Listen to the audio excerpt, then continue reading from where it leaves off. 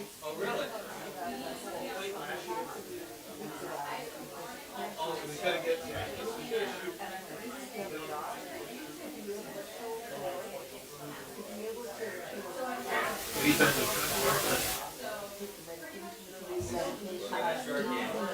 For the shark game. Shifting in place.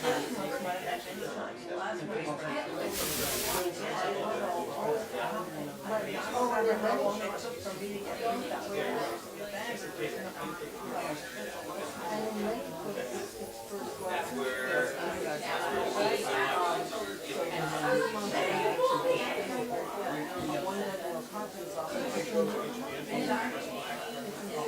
Yeah. Oh, absolutely.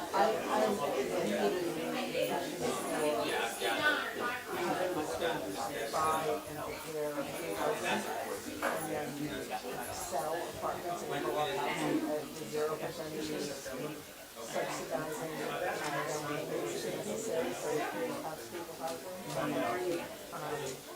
And also empowering people to start out. And if you didn't start, I mean, some people started out as such a housing, but it's very hard to stay.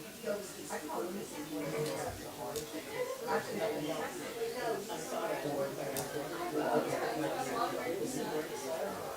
Yeah, it was. Did you go to the debate?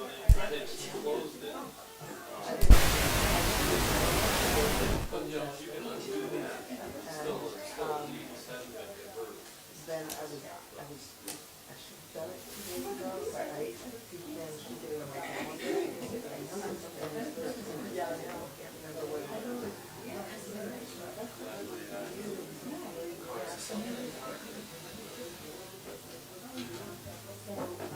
I always love that feeling.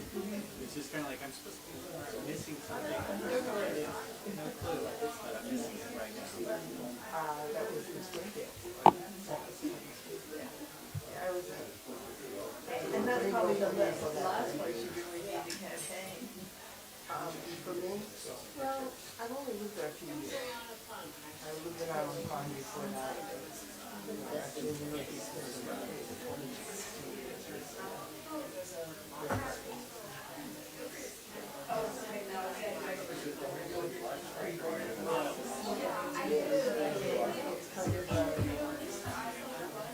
I knew that was terribly popular, although I had clients that I looked at trying that. But I never run for governor and then they not agree with all of this. And I explained it to even on things like towards that yep. Because that doesn't make anybody leave it. That's the real. Okay. That's the real. I could do Like no parties.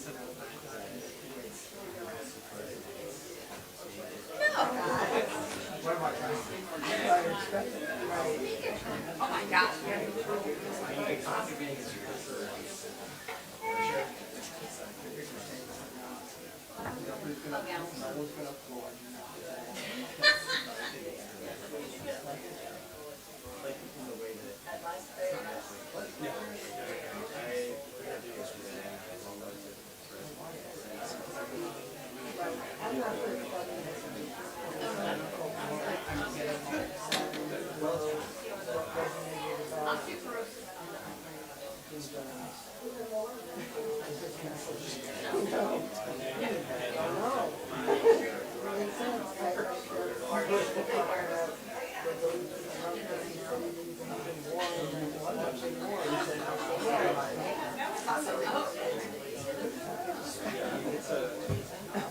I get through your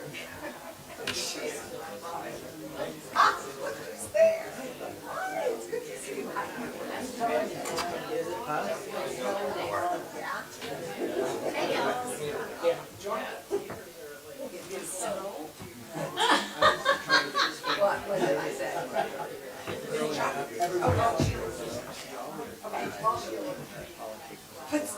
Possession's 99% of all. But not in Vermont. But not in. Okay, I want to sit right with you. You're within the splash zone. Now seems like small stuff.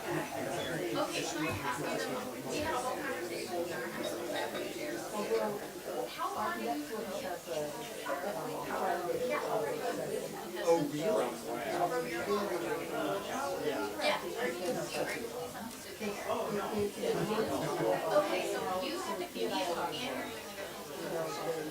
So do you just stay there? Do you try?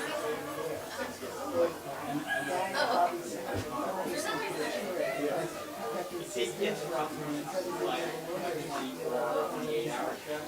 Fast one, 20 minutes. Yeah, that was I recognize you.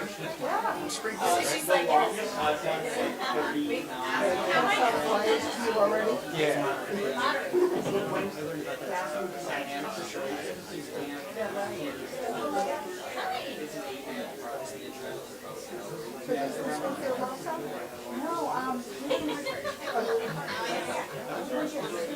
Yes, I'm a candidate for governor. June. Come on. What I'm saying about it is, there's very little chance I'll get elected. Because I'm not raising a lot of money, I don't have a lot of money, and I'll be outspent so easily. I don't have the organizational structure that the Democrats or Republicans have. And in the off years, we need to work to build that, so we have that. So, No, I mean, that's cool. Like outside of the everybody. this party has pushed, this party has pushed the conversation to the second. And I think that we have a lot of opportunities. So it's getting into the conversation.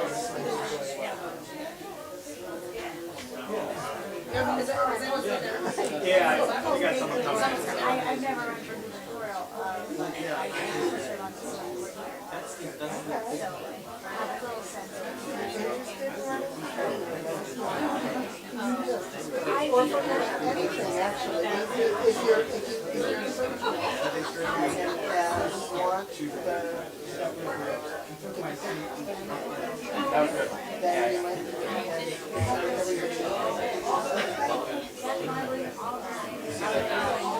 What's that? Yeah, we have a timer. Is somebody sitting there? Yes. That'd be great, yeah. Then we'll have the timer.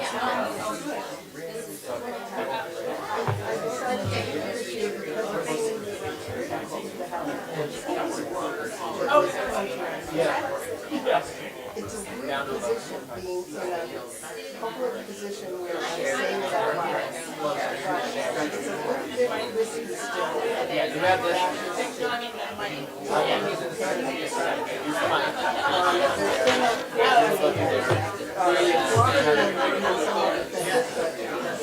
I'm small enough to do that. Minor party.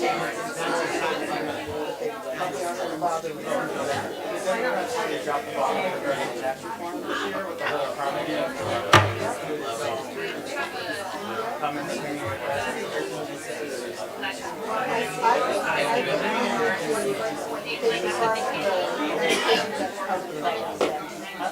Education tax should be separated from property taxes.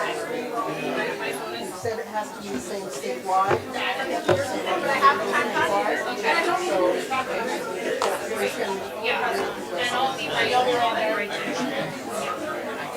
That way, it would also help our housing standards. A lot of older people, especially big homes that are really low income now. Yes, they can get a homestead, exemption, that's another thing. You'll be able to hear.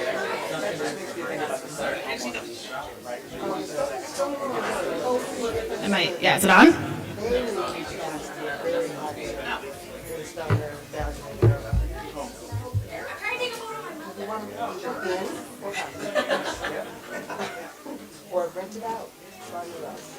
Nobody else is there, it's you, it's okay.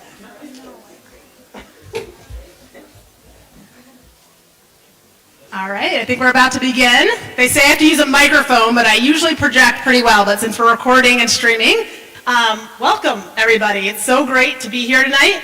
Welcome to the Windsor County Senate Democratic Primary Forum. We're so excited to have this much engagement. The Democratic primary has been exciting so far, and we're really excited to be here. I'm Emily Tenenbaum. I am the Executive Director of the Let's Grow Kids Action Network, Vermont's statewide nonpartisan advocacy organization focused on building quality, affordable, and accessible child care system here in Vermont.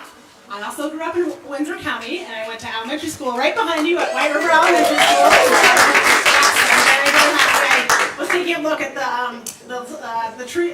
t-shirts back there with the rec department, and remember playing field hockey and softball. So this is a community and a building that is very special place in my heart. My parents are here as well, so I'm very, very excited to be here, and I promise to talk a little slower. So I'm going to take some breaths tonight and make sure that we all can, there's a lot of questions, a lot of good information. So tonight's forum is brought to you by Let's Grow Kids Action Network, Planned Parenthood Action Fund, Rights and Democracy, Vermont Conservation Voters, VPIRG, the Vermont chapter of the Sierra Club, Vermont NEA, and ACLU Vermont. So this has been a great forum series, and we're happy to be here in Windsor County.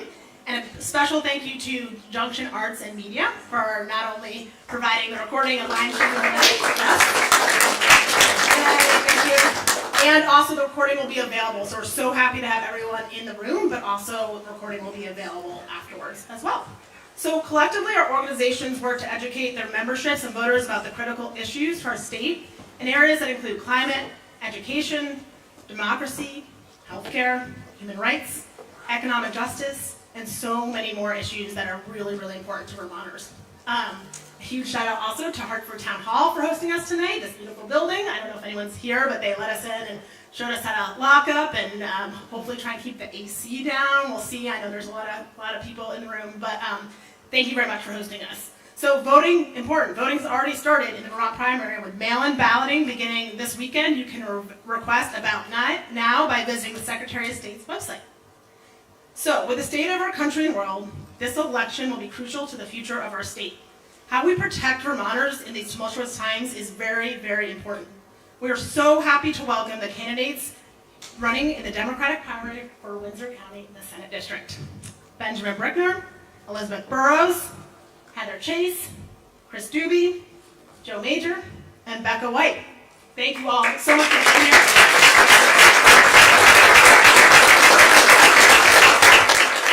And let me tell you, these candidates work really hard. Showing up happens when voters show up, but also when these candidates choose to show up each and every day, whether it's at a parade, at a forum. This is a summer night. Everyone could be anywhere else, right? And you all are choosing to be here. This is what makes democracy work, so thank you. Now for the boring but important stuff about tonight's forum. I'm going to try and be a little more formal because this is one of my first jobs moderating here. So the format for tonight will include 2-minute opening statements from each candidate, followed by predetermined questions from the organizations that we listed before that sponsor this forum, and we're going to do 90-second answers. I know it's a little tough, but we have 6 candidates, 2 hours. We gotta make it work. We have a timekeeper, Evelyn, in the front row. She'll show you a 30-second time card, giving you a little bit of a warning, and a stop when time is up. I will ask you to wrap up if your questions are running over, but don't make me do that because, you know. Yes, you guys, but I'll give you the eye. You'll know when your time is up. The final half hour of the forum will feature questions from the audience. We have taken some questions from the online registration, but we'll also be taking these questions from all of you in the room. So, yes, in the back, Jordan has index cards. She'll be handing them out so you can kind of write your notes and write your questions. When you're ready to submit, just kind of hold them up. I'll also give you a little reminder for halfway through the forum so you all can get your questions heard. I don't promise to do every single one, but I'll try and group them so if I see themes or questions that seem important to this group, I'll be able to get those to our candidates. And I think I said this, but 2 minutes for concluding statements as well. We will get you out of here by 8 p.m., if not before, but there's a lot of people in the room, a lot of questions, lots of information, so stick with us and we'll have some exciting conversations. So, For opening statements, Mr. Chris Doobie, you sat closest to me, and the only way I can keep this organized tonight, I have 3 kids, so 6 is like doubling my count here. So 6, we'll just go down the line and then we'll just repeat as the questions go through. Does that sound good? So for opening statements, 2 minutes starting with you, Chris, so that works. And I'll make sure everyone's ready to go and we'll go down the line. Sounds good. Good? All right. Is this on? Yep, So good. good? All right. So, thank you. My name's Chris Doobie. I am a resident of Hartford, Vermont. I lived in Wilder. I'm born and raised right here in the Upper Valley. Some of you may know me because I served 32 and a half years on Hartford, Vermont Fire Department. Retired out as a captain, paramedic. I think that's a unique subset because I spent my entire life helping people, whether it's in an emergent situation or probably the last 20, 25 years as a union official within my own local, and now I serve as the president of the Professional Firefighters of Vermont. I spent the last decade up in Montpelier lobbying for not just public safety, but all workers on issues from workers' comp. We actually were involved with the Let's Grow Kids and helped get that over the edge because it helped a lot of our members. Some of my other unique subsets is, so I served as the elected employee rep to VEMR's, Vermont Municipal Employees Retirement System. Ultimately became in chair of that until I retired and had to give that gig up. I now serve as the alternate commissioner from VEMR's to the Vermont Pension Investment Commission. So I have a very intimate knowledge of finances and that it's your money, not my money, but it's our money collectively and how we manage these funds to make sure that we're doing it in a fiscally and fiduciarily responsible manner. Some of this legislation I've done that I like to brag about in my 10 years up there is we improved cancer presumptions for firefighters. We got screenings added to a bill that I want to thank Senator Clarkson for because she was instrumental in listening to my testimony to get that added to the bill. So that was a big win for us. We had $1 million to play with to help get our members screened. I also fought to remove PFAS, a variety of things. So people ask me why I'm running is because I'm one of those candidates that my experience as a union person, I fought for the worker. I do what's right. People have asked me, will you cross party lines? I'll do what's right. I'm not about the party. I'm more about what my constituents tell me. If you don't believe me, I represent 13 career departments from north to south, east to west. So I have a very diverse view of what's going on out there. And my time, I'll just leave it on that. I'm not afraid to speak truth to power, so thank you.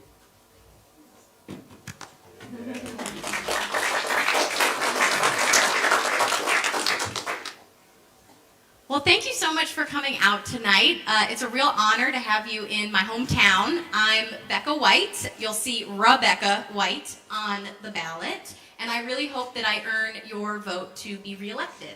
I'm one of your current 3 Windsor County State Senators, along with Senator Joe Major and Senator Allison Clarkson, who is retiring, as you probably all know. And it has been an honor to be your state senator for the last 4 years, and I hope to continue.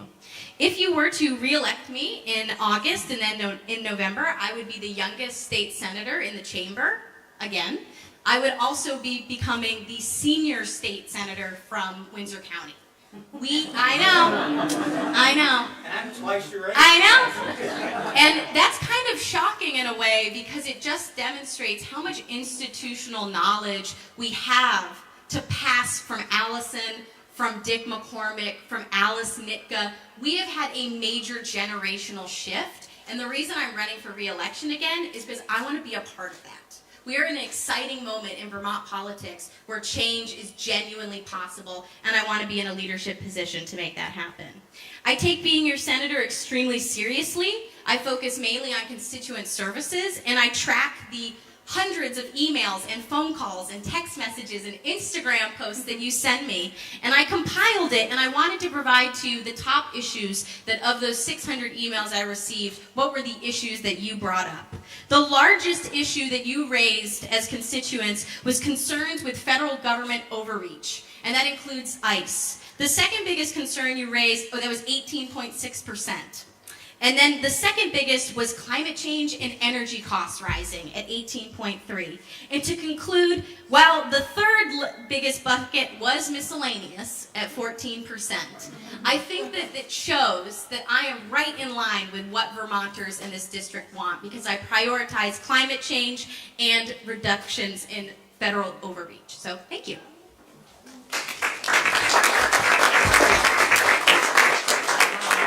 Hi, can you hear me?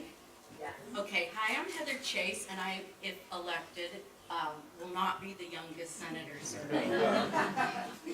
But I'm Heather Chase. I'm from Chester, which is in the southernmost part of our area, this district. And it's really exciting to see some people here from Chester. Thank you for coming, and thank you everyone for coming. Thanks for putting this on, because I know it's a lot of work. Who am I? Well, I have been a registered nurse for decades and decades. I think I counted 43 years, but I'm not sure if it was last year or this year that I counted. Sometimes we don't count those things. I've been a small business owner for over 30 years, and I'm a mother of 4. The mother of 4 is certainly my opus. As you know, raising 4 kids, I am tenacious and have a lot of energy, and I'm strong. My civic career started one day when a friend, I was trying to get someone to run for select board, and someone said, well, you're trying to get everyone to do it, why don't you do it? And I went, oh, well, I have 2 kids at home, and my good friend, Susie Forley, who's not with us anymore, said, I'll babysit, I'll make sure I'm there for you. So I did it, and some of the story here is it takes a team, right? It takes a village. So I got elected on the select board for 9 years, did a lot of different things with the select board, then ran for state rep, served for 2 years, which was very exciting and a wonderful learning curve, very steep. I have local knowledge, I have legislative experience, and I have statewide experience working as a board member on the Vermont Economic Progress Council. If elected, I will take the job very, very seriously, work hard, and I thank you very much for coming out. Thank you.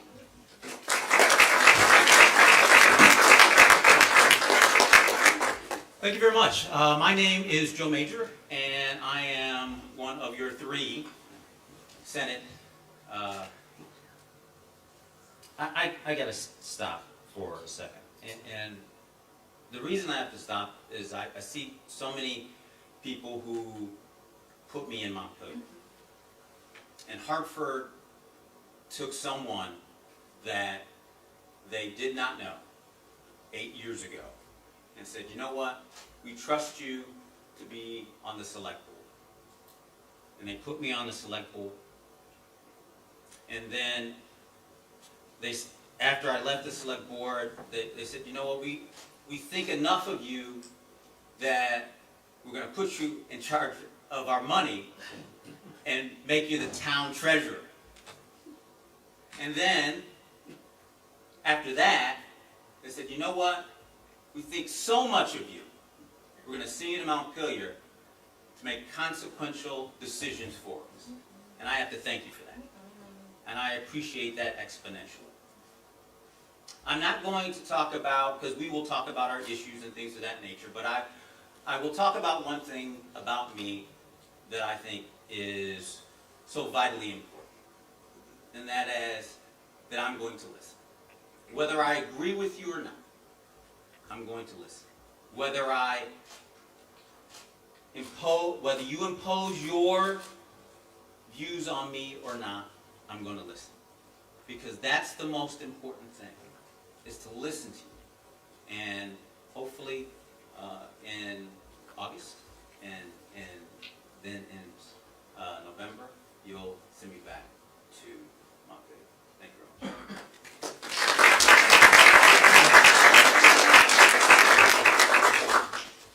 Good evening, everyone. Thank you so much for being here. Joe and I actually have a similar origin story, just shifted about 10 miles west. I, too, was relatively unknown in my town of Pomfret. My name is Ben Brickner, and I'm the chair of the select board there, but it started at a town meeting in person about 8 years ago when, trying to stay off to the side and keep out of everyone's way, a neighbor came up and said, hey, you look new here. Would you like to be a local town auditor? And I said to that person, I have no idea what that is or what it entails, but about 30 seconds later, I was beginning a 3-year term in that office. I have since learned quite a lot about how a town runs through that experience. My town elected me to the select board almost 5 years ago. I've been chair for almost 3 years. Pomfret doesn't have a town manager, so we do a lot of the management, the day-to-day, directly. And as a result, we see a lot of what Montpelier does well, and we see a lot of what Montpelier does less well on its way back home. We've seen examples of that just this past session of major legislation, recently passed legislation needing to be rolled back for one reason or another. And I think part of that, why we keep seeing that, is that there is a lack of certain types of perspectives in Montpelier. Among them, how towns like mine, like yours, like ours actually function. So these grand ideas, and I do hope we will talk about some of the big ideas that the organizations sponsoring this forum have, because they're big ideas, they're important ideas, they are necessary ideas that we need to implement and make stick in order to secure the future of our state, the future of the kids growing up here. And I think we need to think about how we can have those ideas, pass them into law, and have them stick so that they can improve life here in Vermont for everyone in this room, for our kids, and everyone living in the state. And if elected, that's the work I'd like to do, closing that gap between what Montpelier does and what towns can absorb, implement, and make stick. Thank you.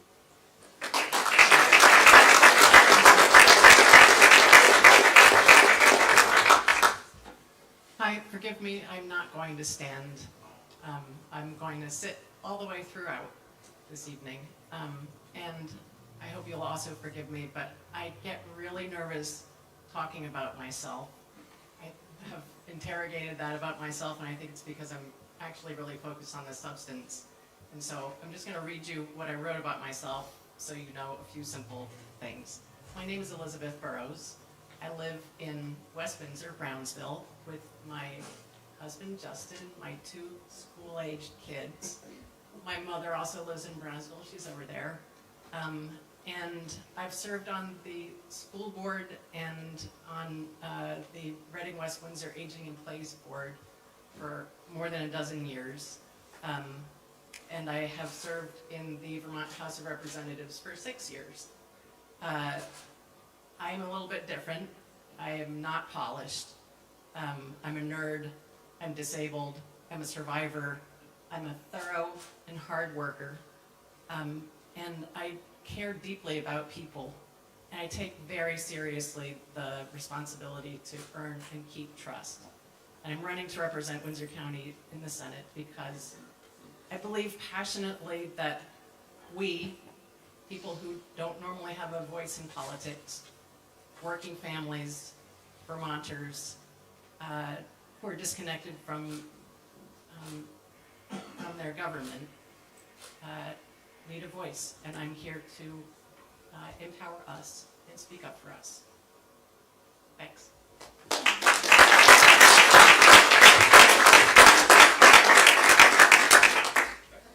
All right, one last sorry announcement that I forgot. There's a bathroom, female, male, right this way, 0629. It's today's date, as I was reminded. It's a good way to remember it, so please make sure that's the code to get into the bathroom.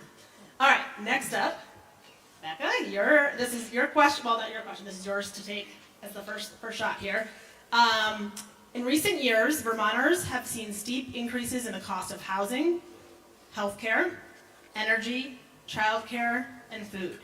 In the last 15 months, Vermont's economy has lost more than 11,000 jobs, and a recent survey found that 84% of Vermonters say their family finances are only getting worse or staying the same.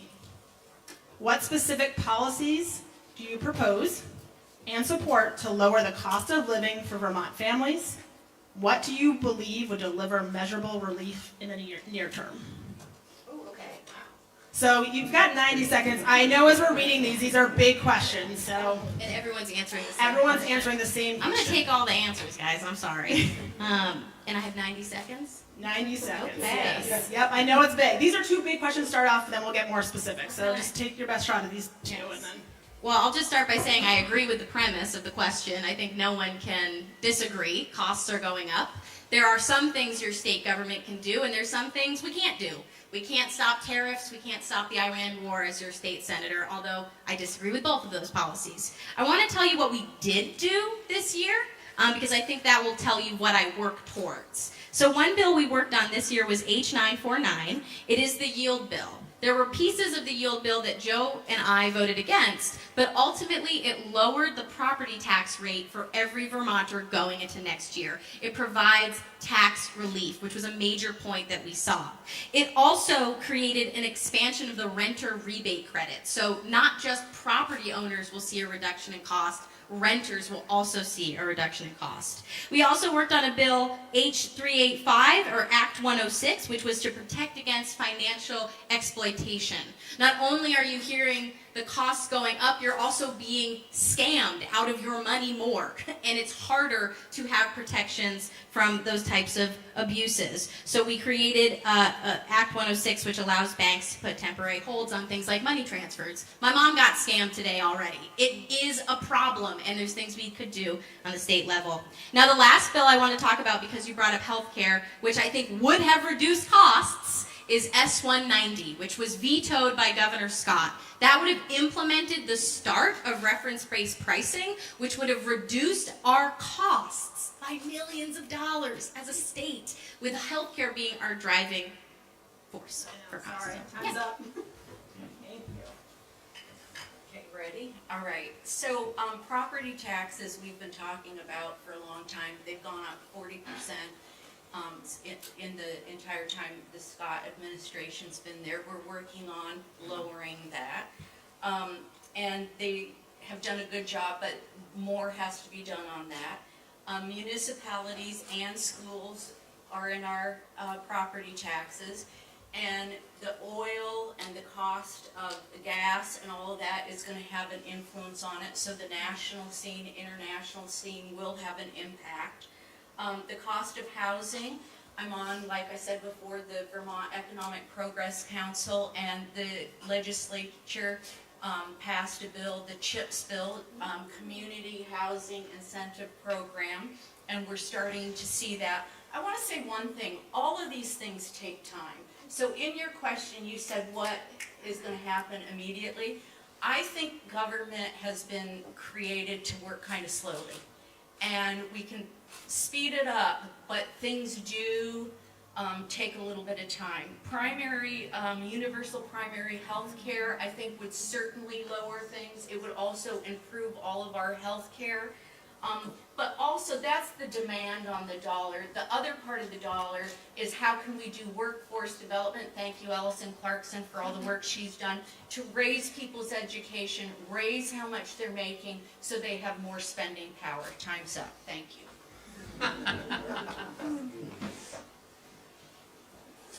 Vermont is getting older, and what we're finding with our older population is they cannot afford to stay in the state. And unfortunately, what we are seeing is a migration across the river to New Hampshire. So revenue leaves, and we want to attract our younger population as well. But they find it that they can't afford to stay for families. Young families can't, so we can't attract revenue here. And both Becca and Heather mentioned healthcare, and I want to go to S190, which the governor vetoed, which would have been reference-based pricing. And if you don't know that, the governor vetoed, and I was incredibly disheartened by that, simply because it would have saved tens of millions of dollars for Vermonters. Tens of millions of dollars. We are trying to make Vermont more affordable, and we cannot have good legislation go by the wayside because of politics.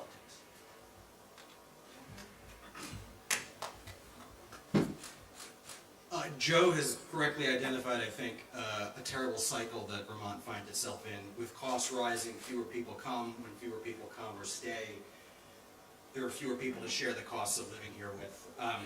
I view this, and I don't have a solution that will fit within the next 80 seconds, but I view these as connected problems.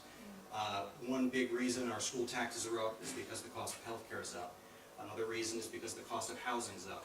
So the bills that have been mentioned so far in this question, these are all great starts. They're all incremental though, they're all isolated. We need to be pulling all of the levers we can get and understand that healthcare is connected to housing, is connected to education. is connected to land use. Because if we don't appreciate the connections between the issues, we can have one school district in this state, and we're still going to have very expensive health care driving up the cost of education. So we need to be looking at all of the problems together, and we need to appreciate how they overlap. And I think until we do that, we're going to be coming back to you every 2 years saying the problems we have are still the problems, and we'll keep trying to solve them, but keep falling short, unfortunately. Thanks. If I had a magic wand, I would take the money that was given to states for rural health care, and I would invest it in mobile clinics. And then I would take the tax cuts for the highest earners. I would capture those and invest them immediately into universal primary care. That would be the first thing that I would do. I would also change the way that our schools are funded. I would switch to an income-based formula, and of course that doesn't mean that that property taxes would be gone, because our municipalities are funded through them, but it's a much more equitable way to fund education. I would also remove a lot of the drags from the education fund that aren't necessarily related to education, but are tangentially, such as the CHIP program, which is a great program, but shouldn't be funded by the education fund, which it is. And so those are some very surface level possible solutions. Thanks.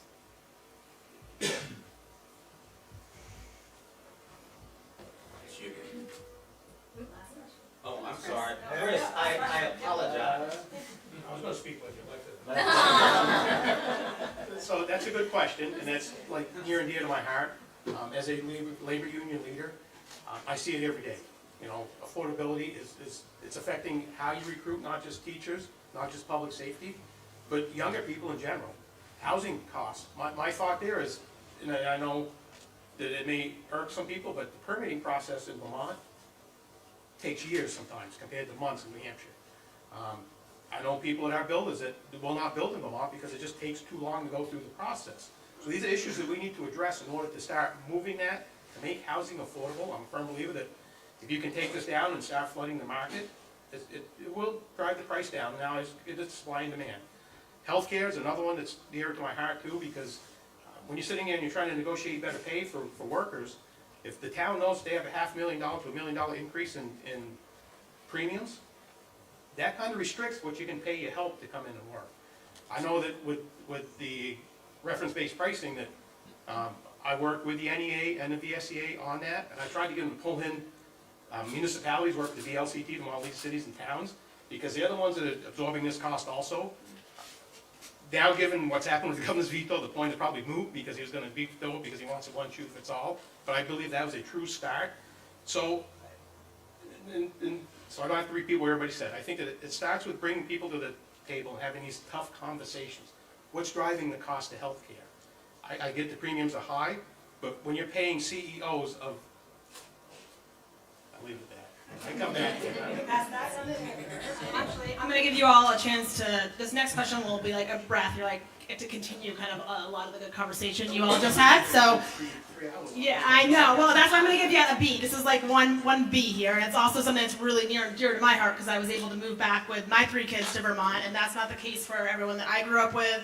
It's not the case for everyone that I went to high school with up at Hartford High School. And I want that to dream. If that's what people want to do is live and stay and raise their families here, I want that to be possible for all Vermonters. So the specific question here is, we have a demographic crisis. It's negatively impacting our entire economy. We need to do more to attract young people to both stay here, move here, and we want to understand what the specific policies that you would try and implement to help Vermonters shift this aging demographics so that young families can settle down and build an affordable life here in Vermont. So some of those things you already mentioned. I think some of you can dig into specifics there or start some new ideas. Okay, so I'm first. Demographic crisis. There is one. We're aging and we don't have enough young people.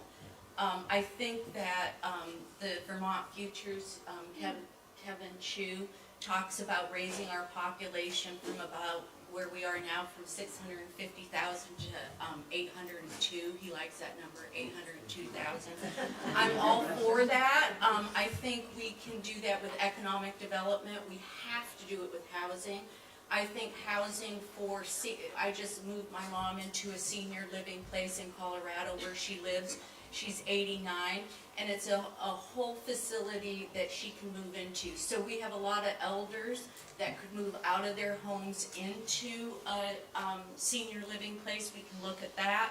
We can look at smaller homes. The CHIP program is looking at developing homes and infrastructure in the towns, centers, so we can be as green as possible. Attracting young folks. There's a lot to Vermont that attracts people, and I think we need to leverage that. Our great art outdoors, our culture, a lot of positive there, and housing and good jobs. But there are a lot of people who are working remotely still, and there's a potential to attract quite a few folks that way if we have the housing. And my time's up.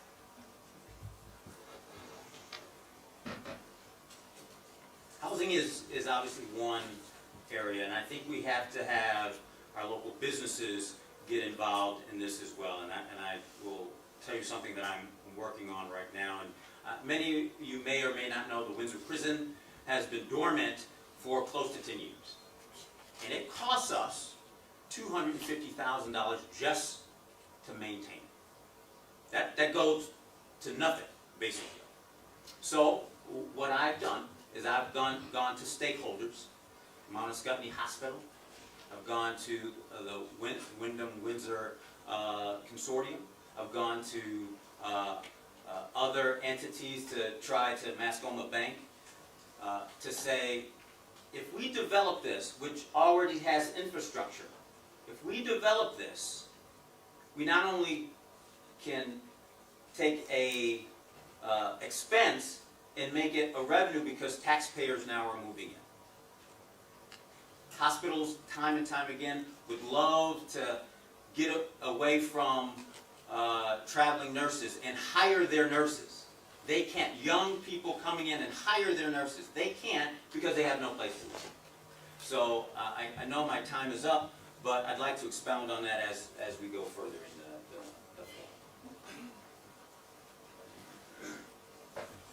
So that another big question. I'm going to focus on housing so I can say something specific. We need more housing, but we have housing in Vermont. A lot of it, especially in the Upper Valley, is locked up as second homes, as rentals. And one of the things that we do in parts of the state, including in the Mountain Views district just next door, is our tax code incentivizes, subsidizes second home ownership. If you live in Woodstock or Pomfret or Bridgewater or Plymouth, a second home pays an education rate that's 23% lower than a full-time home, a home that's being occupied by a Vermonter. That's $1,500 a year on a $500,000 assessed home. We're essentially paying for someone to have their home as a second home, when it could be, many of those could be occupied by a Vermont family. So I think that's one side of it. The other side of the housing issue is we need more housing units in places that make sense. Housing is, I think, the biggest hurdle to bringing new people into Vermont. It was the biggest hurdle for my family when we were looking for somewhere to live in the Upper Valley. There just wasn't very much housing. So it was a huge hurdle for us. So I think we need to look at how we are incentivizing or de-incentivizing primary home ownership, and we need to look at appropriate places to build more housing in order to start the process of making Vermont more affordable, bringing more people here, and sort of disrupting the cycle that we've been talking about tonight. Thanks. I serve on the General and Housing Committee in the legislature currently. We've been there for the last 4 years. And one of the questions that I have had is, which is it? Do we want people to move here or not? We talk about school consolidation. We've passed now 2 bills that are forcing school consolidation. Guess what? Towns without schools die, literally. Towns with schools grow. So Why are we not supporting public education, supporting small schools? Every study out there has concluded that for rural states, the #1 priority should be supporting small rural elementary schools.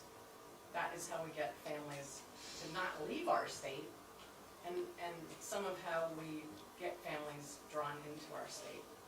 We do need housing, but we need housing that is built according to what we need and what we decide that we need. We need to be able to choose from the bottom up, from the community level, what we actually do need, whether that's housing for older Vermonters or housing for new families. Thanks.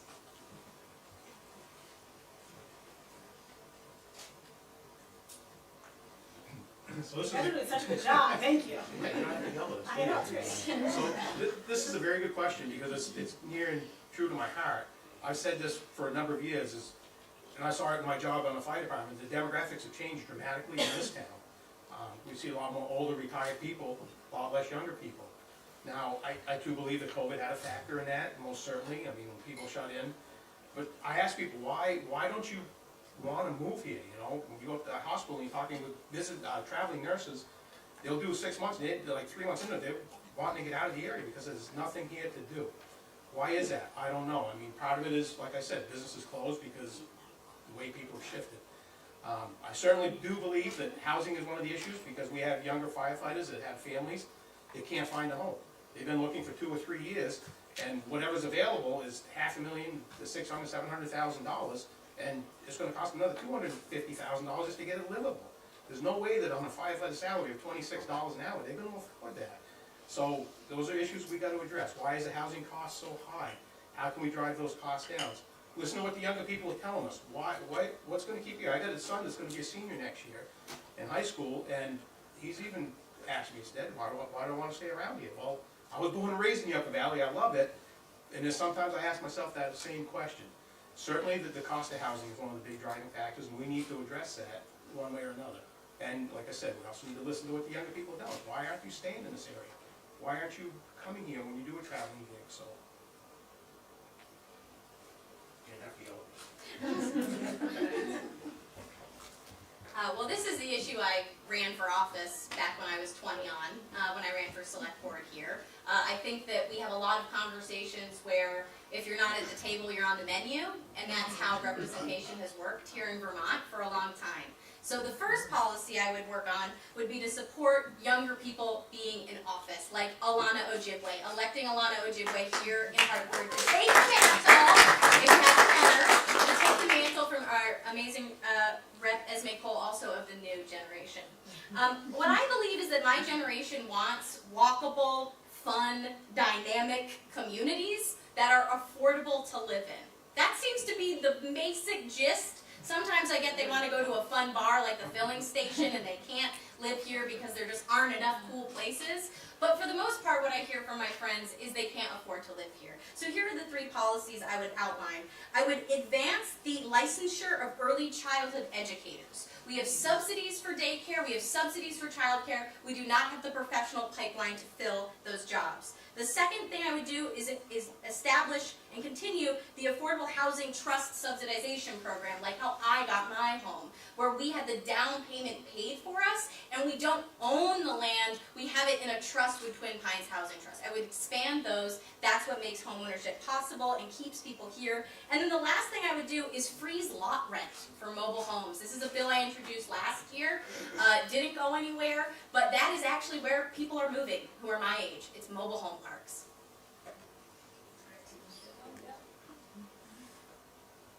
All right, we don't have any small questions here tonight. Just fair warning here. Fair warning. But we are moving on here. Healthcare costs. So you all have touched on this a little bit. Here we go, right into it. Act 48, which was establish a publicly financed, universal, single-payer healthcare system in Vermont. It was signed into law by Governor Shumlin 15 years ago, around this time. I don't know if it was actually today, because I don't know if that's exactly accurate. But as we all know, that law was never implemented, and today, Vermonters pay the highest health insurance premiums in the nation. What is your vision for how to make healthcare more affordable and accessible for Vermonters? Thank you. I think I touched on it a little bit earlier when I talked about how disappointed I was that S-190 didn't pass. And one of the reasons that the governor gave was it wasn't equitable. But what he didn't see, it was almost dipping your toe in the water with teachers and with people that were on the exchange to see if it actually worked here in Vermont. It has worked in other states. Reference-based pricing in Montana, a red state, saved them $48 million. In a blue state, in Oregon, over 2.5 years, $107 million it saved Oregonians. Is that right, Oregonians? Imagine that money coming back and putting back into the economy here. And the governor said it wasn't equitable. I'm sorry. What that also would have done, because it was part of the teachers' health care, would have lowered your property taxes. He said affordability was number one. Unfortunately, didn't act on that.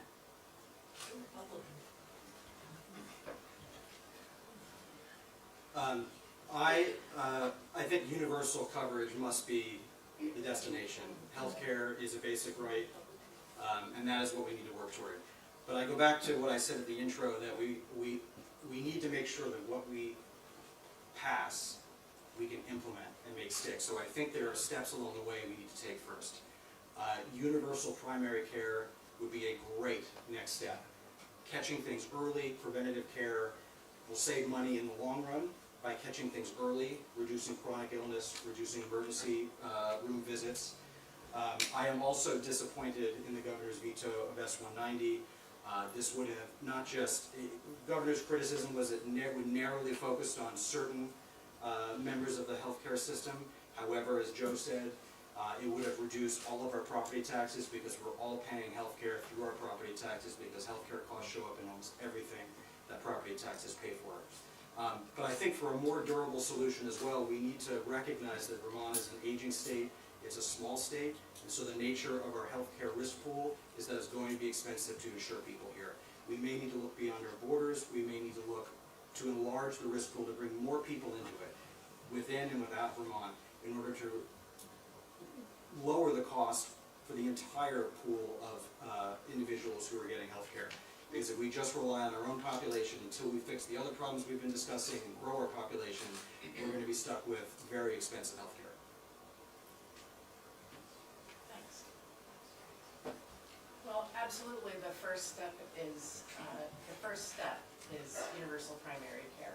There is a way to implement it, and we did pass a bill that would set up the infrastructure, explore and set up the infrastructure towards universal primary care.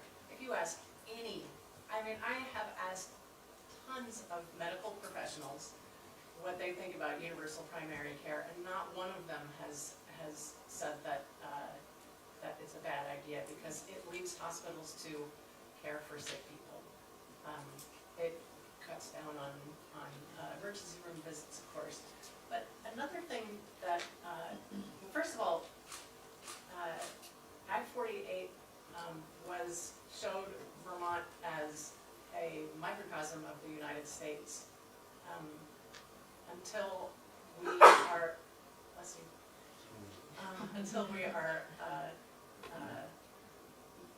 able to look at universal health care nationwide. It's going to be really challenging to implement it in Vermont, but I believe that looking at whether we could use captive insurance to cover universal health care is an avenue that we have not explored and deserves to be looked into. Thanks.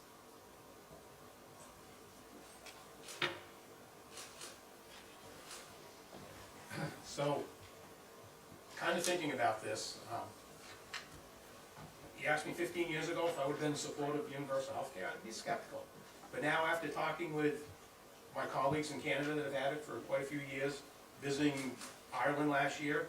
A good friend that is a resident of Ireland, a couple of them actually, it works. Now, I tell people in this state, I'm 100% for it, but the issue's gonna come with funding it. We'll go back to our original question with the demographics. It's an aging population, so you have more people drawing than paying in. We don't have enough younger people paying in. It makes me think, when I think of this, it's a similar question with the retirement board. You know, the one thing we always try to avoid is a crossover. People say, what's a crossover? That's when more people are drawing out of the retirement system than paying in. When that happens, that fund is gonna go defunct in a relatively rapid time. I think there's options we can look at. I certainly agree with the reference-based pricing. Like I said, we weighed in on that, the professional firefighters, because that helps our members too. It helps the taxpayers. Why he vetoed it is beyond me. I am certainly open to the idea of the universal primary care. I'm a firm believer that if we can stop stuff at an early stage, it prevents stuff down the line. Going back when I recognized Senator Clarkson with her help on getting us cancer screenings and firefighters, if we can detect the cancer early and get it treated at stage 1 or 2, that saves a lot of money than waiting stage 3 or 4. Hitchcock will tell you, you come in with diagnosis of cancer, it's $1 million. If we can catch that early and save a little bit, that's where the savings comes. I think we need to start somewhere, is my point.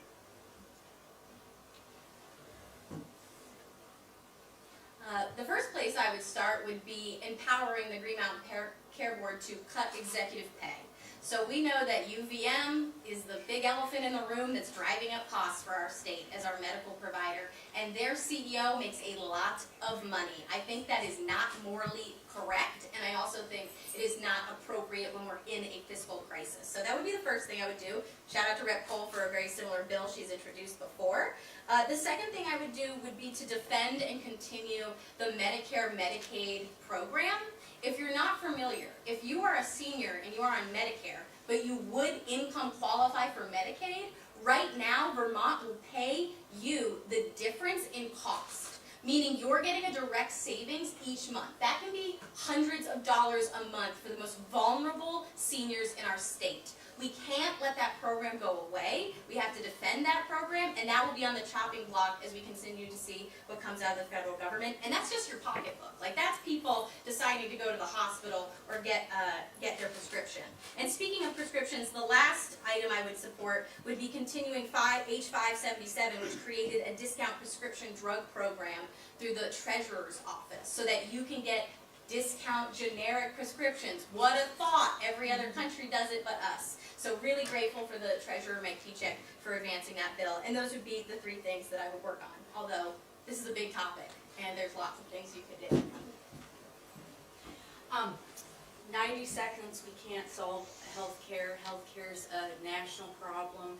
In Vermont, we're seeing exorbitant rates. I don't know if I have a whole lot to add to what this group did, but I think we could support nurses more with housing, with bringing more nurses in.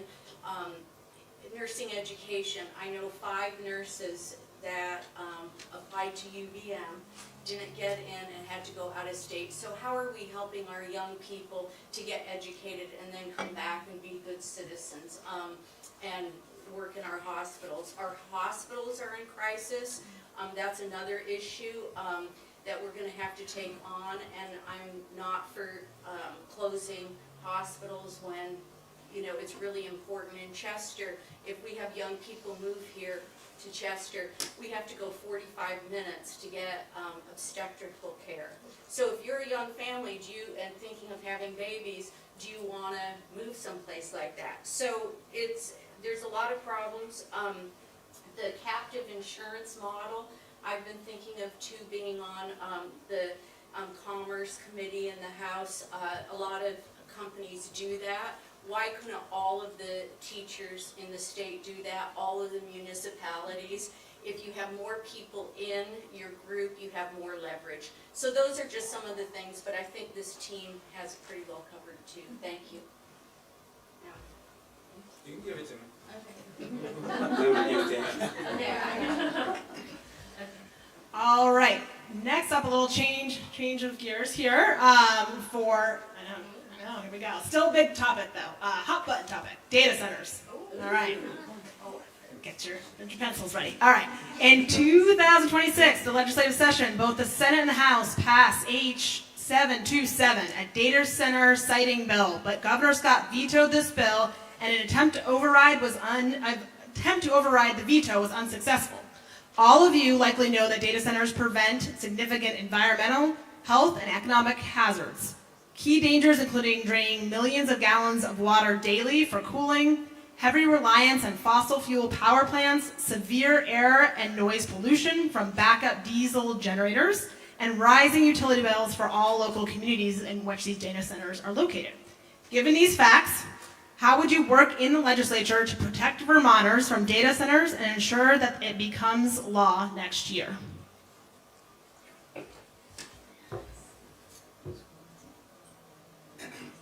Well, first, I would have voted to override the veto. And I was sorry to see that the bill was vetoed. So this bill would have restricted data centers that drew more than, I think, was 20 megawatts, which is a huge amount of power. That's more than all the residential consumption in the city of Rutland. And if elected, I would be one of the first in line to reintroduce this bill in the new biennium session. I think we have to keep pushing this issue and raising the facts and issues that you've just described and pound and hit them over and over and over again until the governor and his staff can no longer ignore them. Because clearly the governor felt it was politically safe and palatable for him to veto this bill. And we need to make sure in the next session that it is not.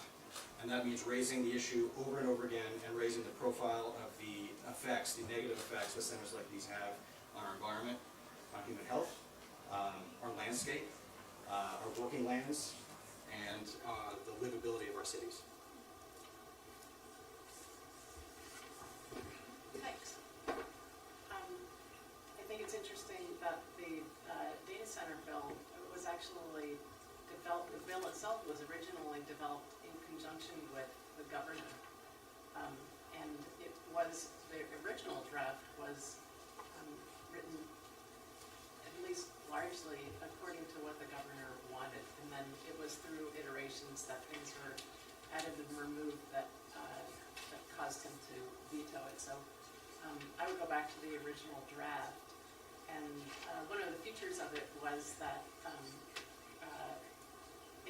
it required an offset of the electricity used by renewable energy, and I think that's something that Vermonters can really actually largely get behind. So I think starting with those core ideas that the governor agreed with, and keeping the offset by renewable sources, I think we can actually do this. I think it's a very good chance that we could do it next session.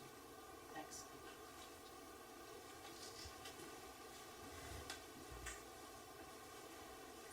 So, AI is cool, you know. It's here. It's not going to go away.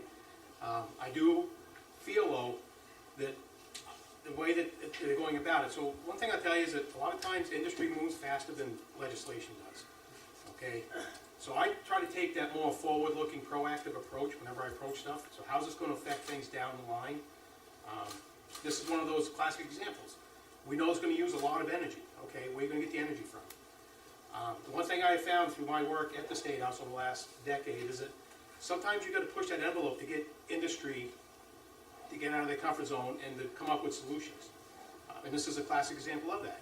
If they really want to move data centers, you've got to force industry to come up with some of these issues out there. Because let's be real, if you're a corporation, you're a CEO of a corporation, your driving force is the bottom dollar, no doubt.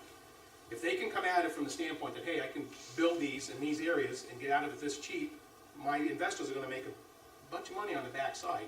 And that is, in a nutshell, what it comes down to.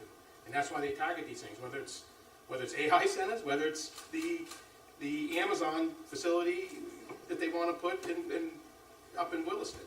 So my point is that it's here, it's going to keep being pressed, but that's where we need to stand up. When I say we as politicians, we as people, say, hey, we accept it as coming, however, we want these items put in place and make them come up with the solutions, because believe me, it's there, they just don't want to pay for it. Well, this might be our first disagreement. I don't think AI is inevitable. I don't want AI data centers in Vermont.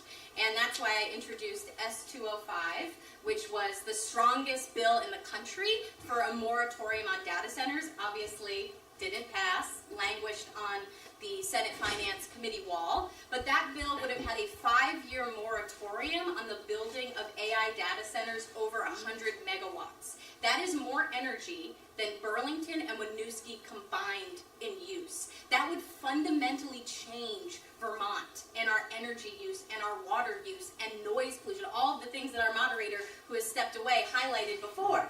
I can keep talking if she doesn't.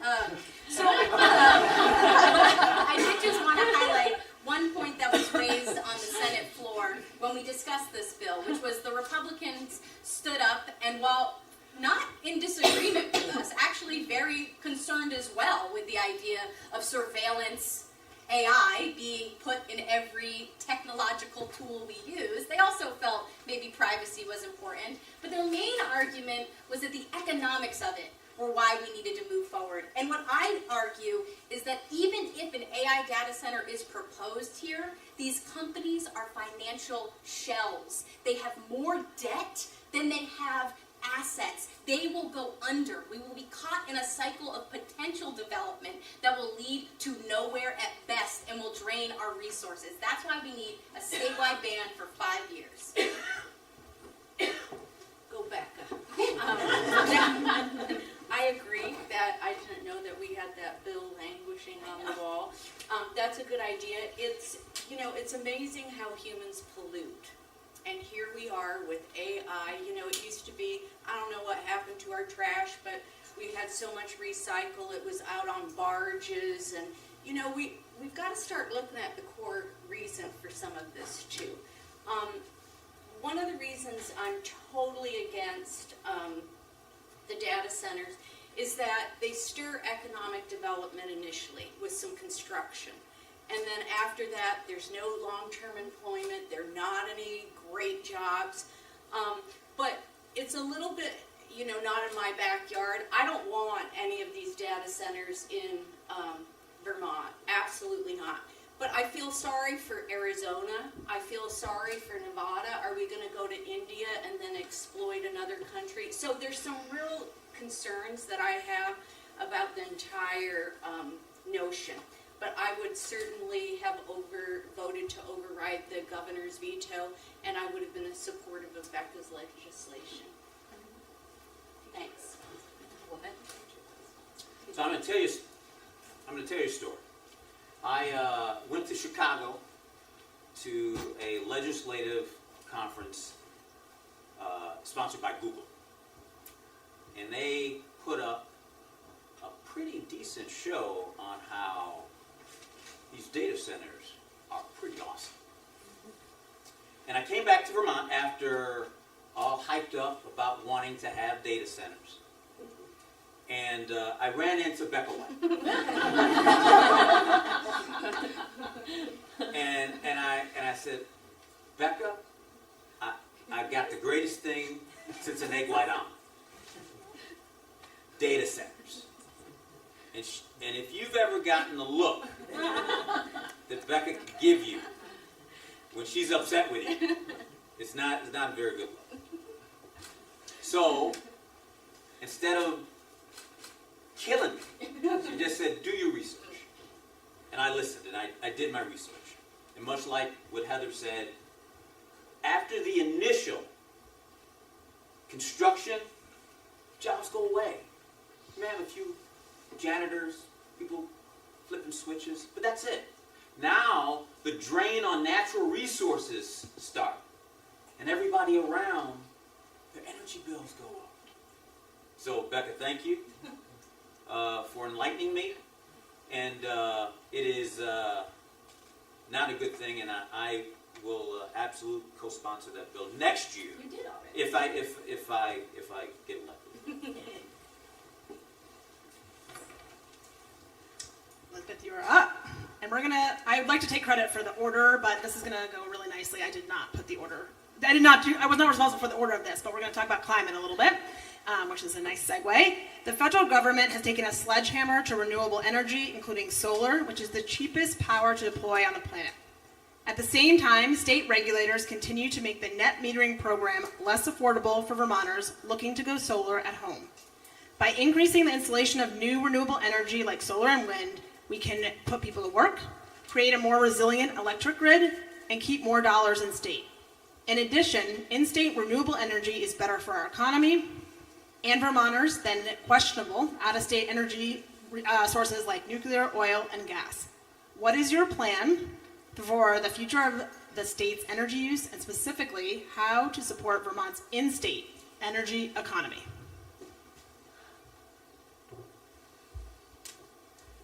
Sorry, can you repeat that? The last, yes. In addition, let me just go. This is not, I'm the child care expert, so that's why I'm reading word for word, but there are lots of experts and our partners around the room. So, what is your plan for the future of the state's energy use, and specifically how to support Vermont's in-state energy economy? So, in-state energy economy, that's kind of the crux of the question. Well, for one thing, I'd like to see net metering become less expensive. I also, while the clean heat standard has been repealed, I do agree with a couple of people who have mentioned to me that there ought to be a simple tax incentive user fee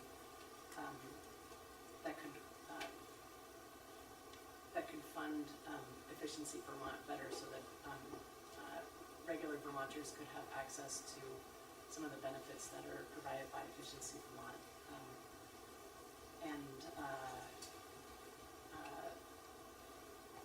I having been a person, our family had to replace both our boiler and our hot water heater in the last couple of years, and we could not touch the energy incentives programs that were out there at the time. We're not low-income Vermonters, we're not high-income Vermonters, and we wound up having to use traditional equipment, and I think that should be made accessible to more Vermonters. That is the first thing that I would do. Thanks.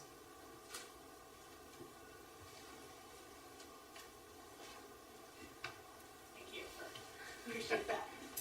I could be a runner, but I appreciate the help. It's your exercise. I know, I understand.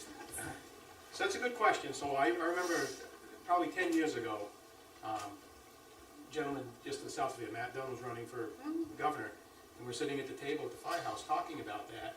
And I told him my 2 cents. So I kind of get sad when I see these fields get turned into solar fields. I asked, well, why don't we push more on buildings and houses? You think of all of real estate, how many square feet of space is out there on roofs that you could use? And he said, that's what I'm trying to get at.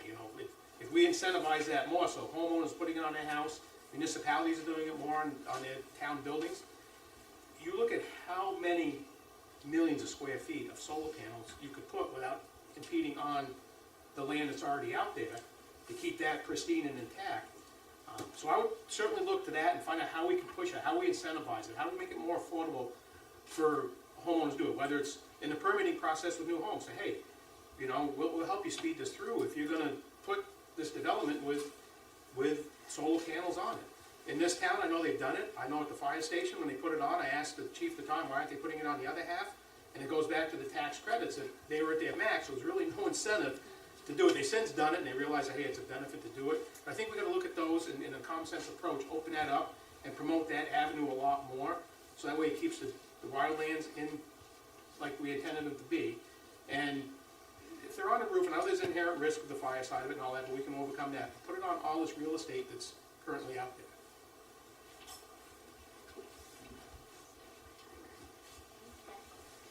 So I used to work for a solar company not that long ago, SunCommon. We were the largest residential solar company. Don't know if we still are a few months later, but That's because the incentives in Vermont have dropped so much for residential solar. The tax credit, the federal tax credit, went away for residential homeowners, so you don't get a 30% reduction. That is what's driving the market down and why people aren't putting solar on their roofs. And although I kind of disagree with the field bit, because I actually do love seeing solar in fields. I think it's gorgeous. When you see it on the side of the road, it's traditionally land that can't be used for agriculture. You're seeing it in places like Harmony Hill Farm in Heartland, where it's an acre that they're using for community solar, so that that acre is where they weren't able to grow flowers, but then they're growing agriculture all around, while also getting a payment so that they can afford to continue to farm. That is like the beauty of solar agriculture. So that would be the first thing that I would do, is I would actually bring back community solar. So if you've been following the solar renewable energy debate, community solar, which allowed renters or folks who don't have space on their roof to go solar and to virtually group net meter, that was discarded by the legislature. We no longer allow that. So we need to bring that back. And then the last thing I would say is we haven't talked about geothermal, and I know we got some geothermal fans in the House, so I would strongly support continuing municipal utility creation for geothermal and thermal heating systems. Great. Well, on the select board in Chester, we approved to have a solar field come into town, and now we're in the process, the select board is in the process of buying that solar field to bring down the municipality and hopefully the schools' energy rates, which is creative and good. Solar's great, wind is good. I think we have to be careful about communities and making sure that we have local buy-in when we do this. We also, I just want to say something about the clean heat standard that was knocked down a few years ago. That was pioneer legislation that we were trying to get off of fossil fuels for our heating oil. And the volatility of the international market on oil, we're living it today. So Vermont had an opportunity, and we should relook at that. Weatherization, increasing, we have a lot of housing stock, back to housing, that is old. So what can we do to bring that up to standard and to make sure that it's weatherized and good for the winters? Thank you. Thank you, Heather. I want to take this on a little bit of a different track, and that is, why do we even want to do this? And it's climate change. It's climate change. And in Vermont, over the last 3 years, we have had 2 floods and a drought. I'm the vice chair of Senate Agriculture. And those have devastated, those 2 floods and that drought have devastated farmers in our state. So, using renewable energy, not using fossil fuel, will absolutely not only help farmers, but would help you lower costs of food, help universal school meals, the things that we can do. $5 billion dairy farmers contribute to Vermont. We now have, in the last decade, half of those dairy farmers. We've got to help our farmers, and that's one way to do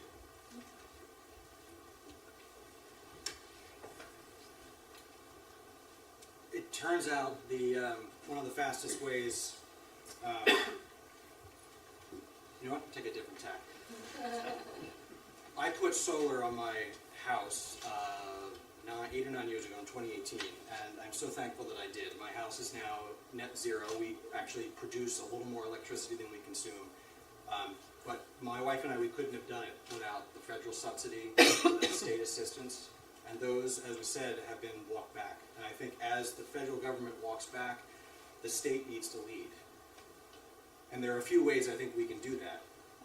Some of the low-hanging fruit, weatherization, efficiency in tuning up appliances, replacing them, providing means-tested support so that low-income Vermonters can afford to take those steps is the low-hanging fruit. I think we also need to be prepared for a future without the internal combustion engine, at least not for transportation. That day is coming, whether we like it or not, and the sooner Vermont can prepare for it, the easier that transition will be. That means charging stations at reasonable intervals. That means thinking about the future of how our highways are funded, because right now we depend a lot on the gas tax. So we need to be forward-thinking about that as well, so that we can lead as a state toward a renewable energy future that is coming, whether we are prepared for it or not. Where's it going? It's going back this way. I started this one. She started. Oh, you started this one. So it's Chris. Chris, sorry.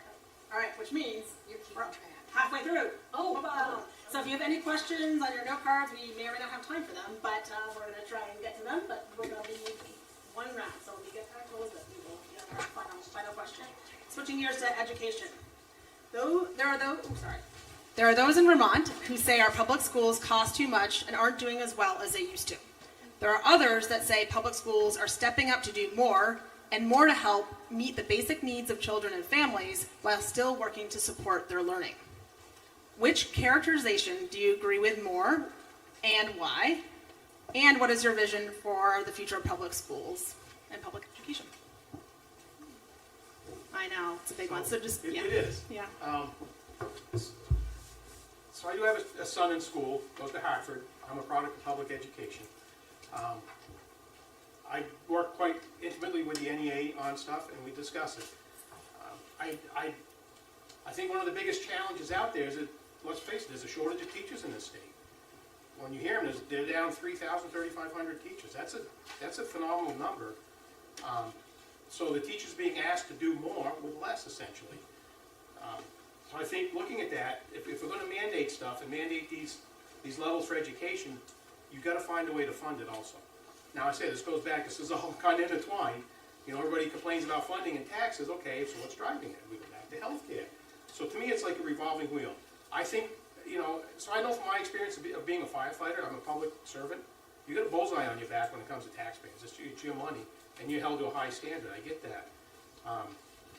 So I think that overall, I think that the schools are not as bad as what people may think. I think that they're doing a phenomenal job of what tools they've been given. So I think if we're going to mandate it and move it forward, we got to give them the proper tools to bring that level up. So but you know, I'm certainly proud of what the public schools have done, not just for myself, but for my son. I think he's got a great education, and he's been very rounded. I'm fortunate that he comes from a district here, and I know not everyone in the state necessarily has this, but growing up in Mascoma, we only had 3 sports. You either played soccer, basketball, or baseball. Well, I didn't do any of those, so I played baseball. But, so I'm grateful for what they do. So. Okay, well, I did the 18. I didn't even play a sport. I We went to... didn't have that. Exactly. Well, I'm a Hartford High graduate, HMMS graduate, Dolphin Brook School graduate. If you get the trifecta, you know what's up. I'll just be brief. I think my record speaks for itself. I've been a public school champion on every possible vote I can do. I want to highlight one thing that I think all of us can agree with, which is the cell phone free schools ban that we put in place, where cell phones are not present in the classroom with students being distracted, being taken out of the mode of learning, while also creating a policy on a statewide level so that individual schools didn't have to come up with it and try to fight parents who said, I have to have my kid on the phone when I want my kid on the phone. So that's what I would highlight. And the last thing I would say is that we had Education Secretary Zoe Saunders vote, and I heard from every single teacher just about that taught me. And they told me, don't vote for her. And that's what I did. So we listened to our educators, and that's a big part of my legislative journey. Education, wow. Okay, so it's cost, for sure.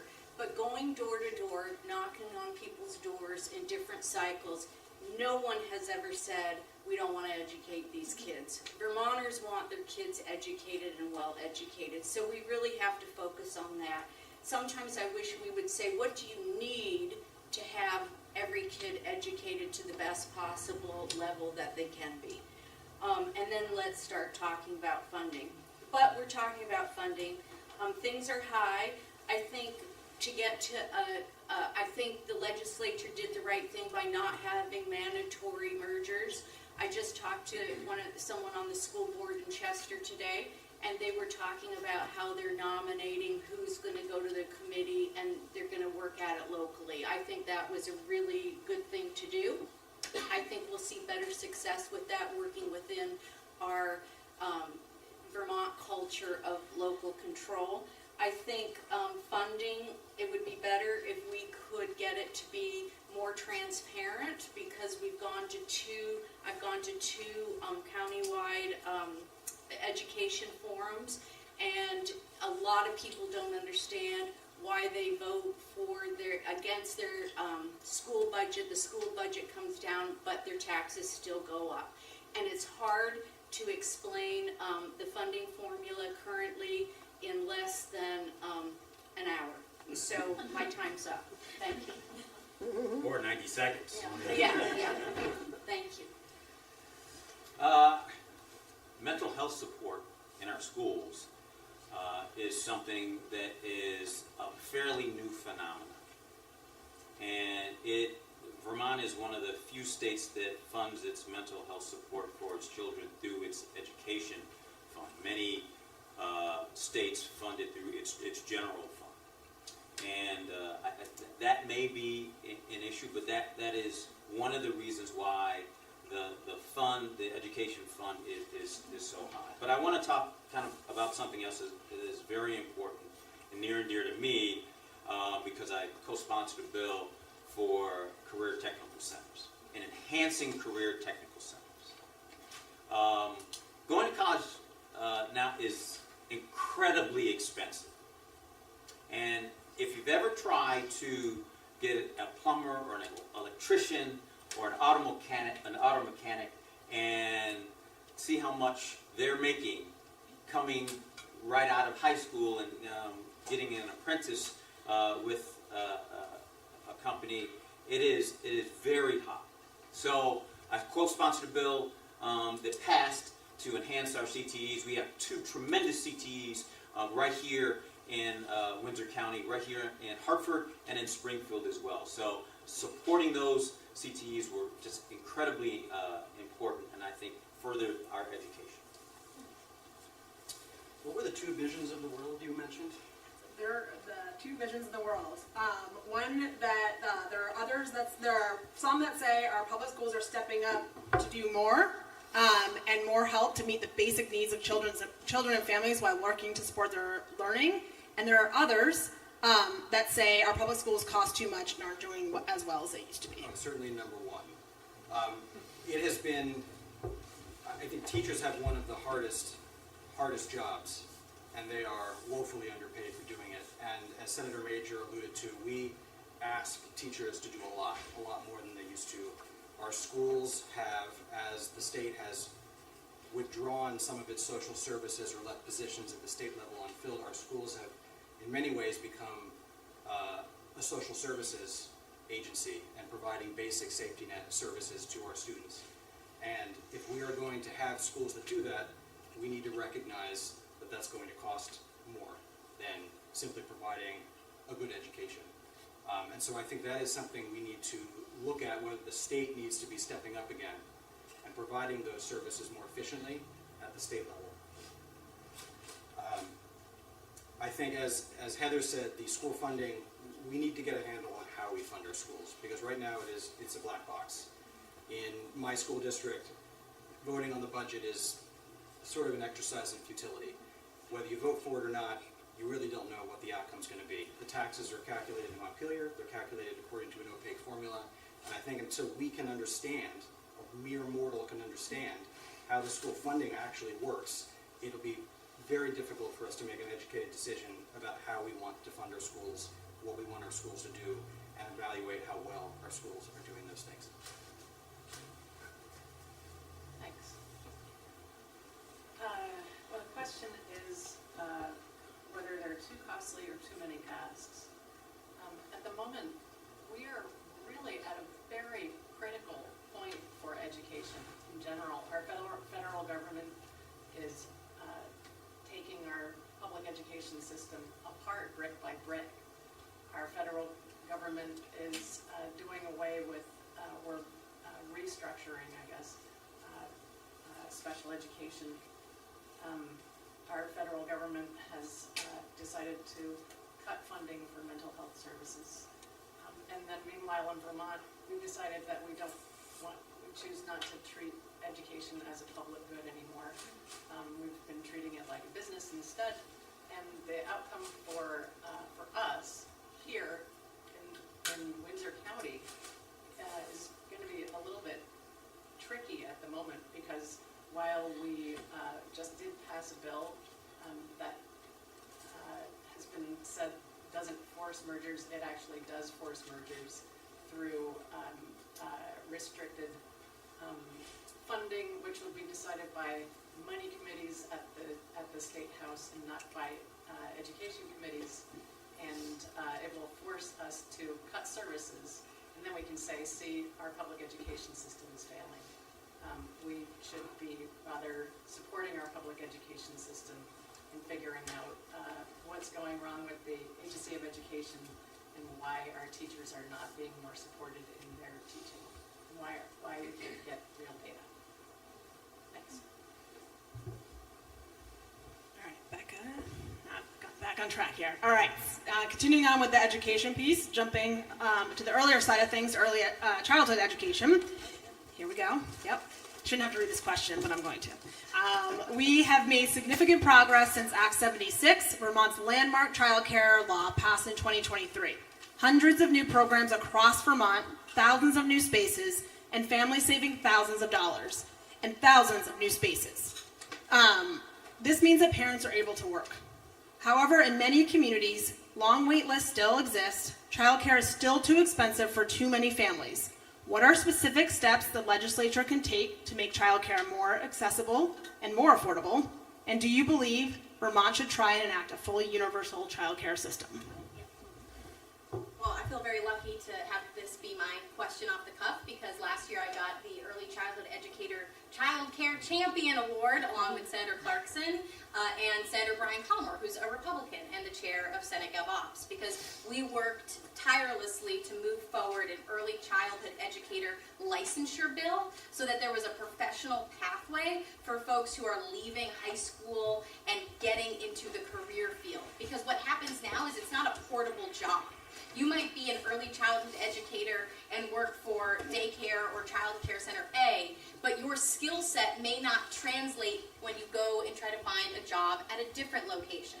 Unlike when you have a license, you have a standard. So you have ECE 1, ECE 2, that would professionalize the career path, which has been primarily dominated by women, and we oftentimes see professionalization happen slower and not as often for professions that are dominated by women, which also leads to lower wages for those professions. So that would be the main policy, and I think the last part of the question, would I support a universal child care program? Yes. We heard up and down before we voted on the current bill that we're living in that the payroll tax would tank small businesses. I haven't had a single call. So it didn't happen, and we have more child care options for Vermonters. So, I have a friend who's a legislator, a senator in Windsor County, and she talks to me about the North Star. That, you know, we have a North Star that we work towards, universal child care. How do we get there? Well, thank you so much, Let's Grow Kids. I was so proud to vote for that. And by the way, I have 12 employees. I do payroll for the last 30 years every 2 weeks.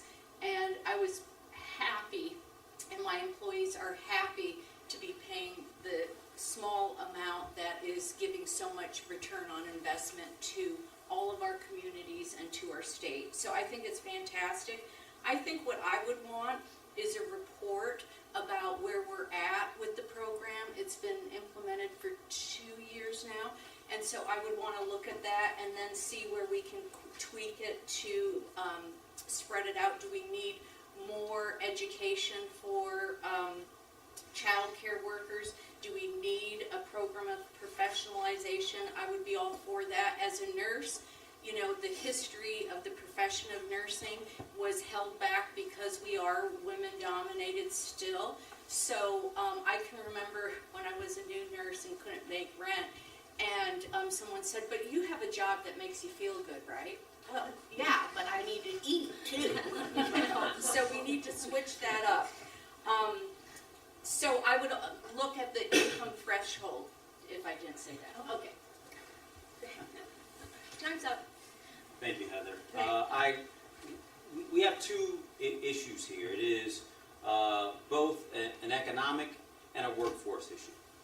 As I said at the beginning of this forum, I'm also the executive director of the Upper Valley Aquatic Center, and I oversee 130 employees. Many of those are mothers and fathers. We don't want to forget our fathers, mothers and fathers that have to take care of their children. And before this was implemented, then what would they do? How much would they have to pay for child care?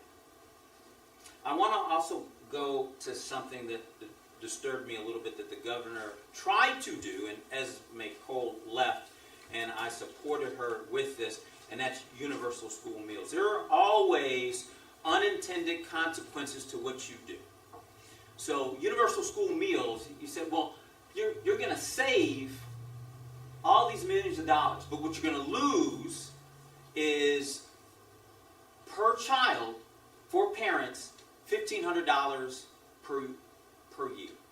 You're also going to lose subsidies from the federal government, millions of subsidies. We need to support our parents. These are two ways to do that, and unfortunately, the governor and the federal government are trying to take that away.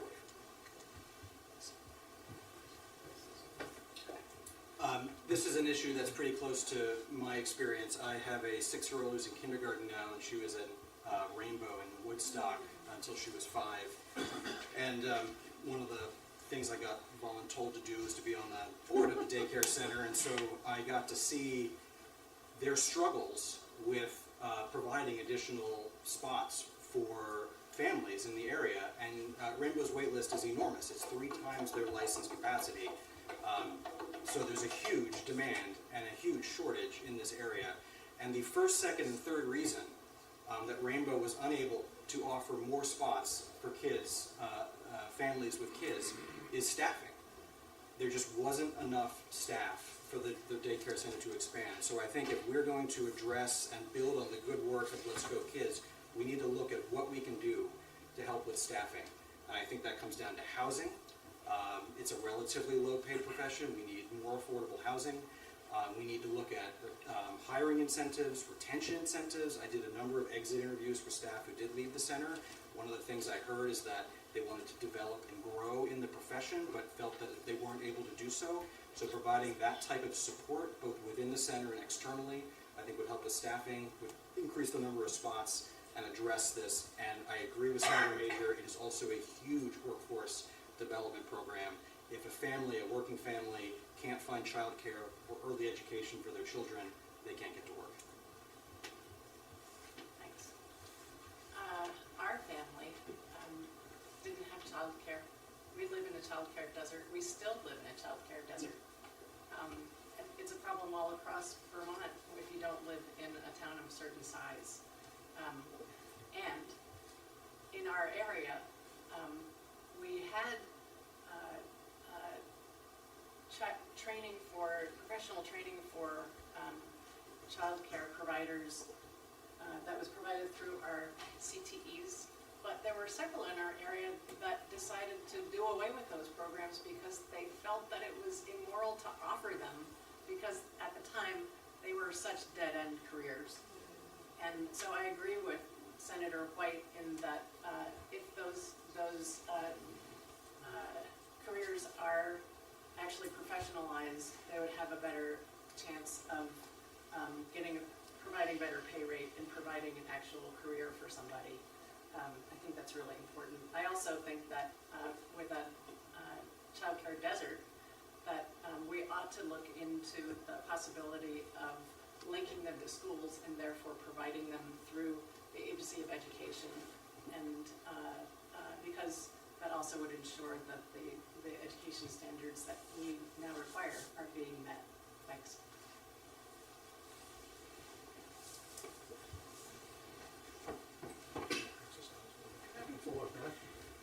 So, it is.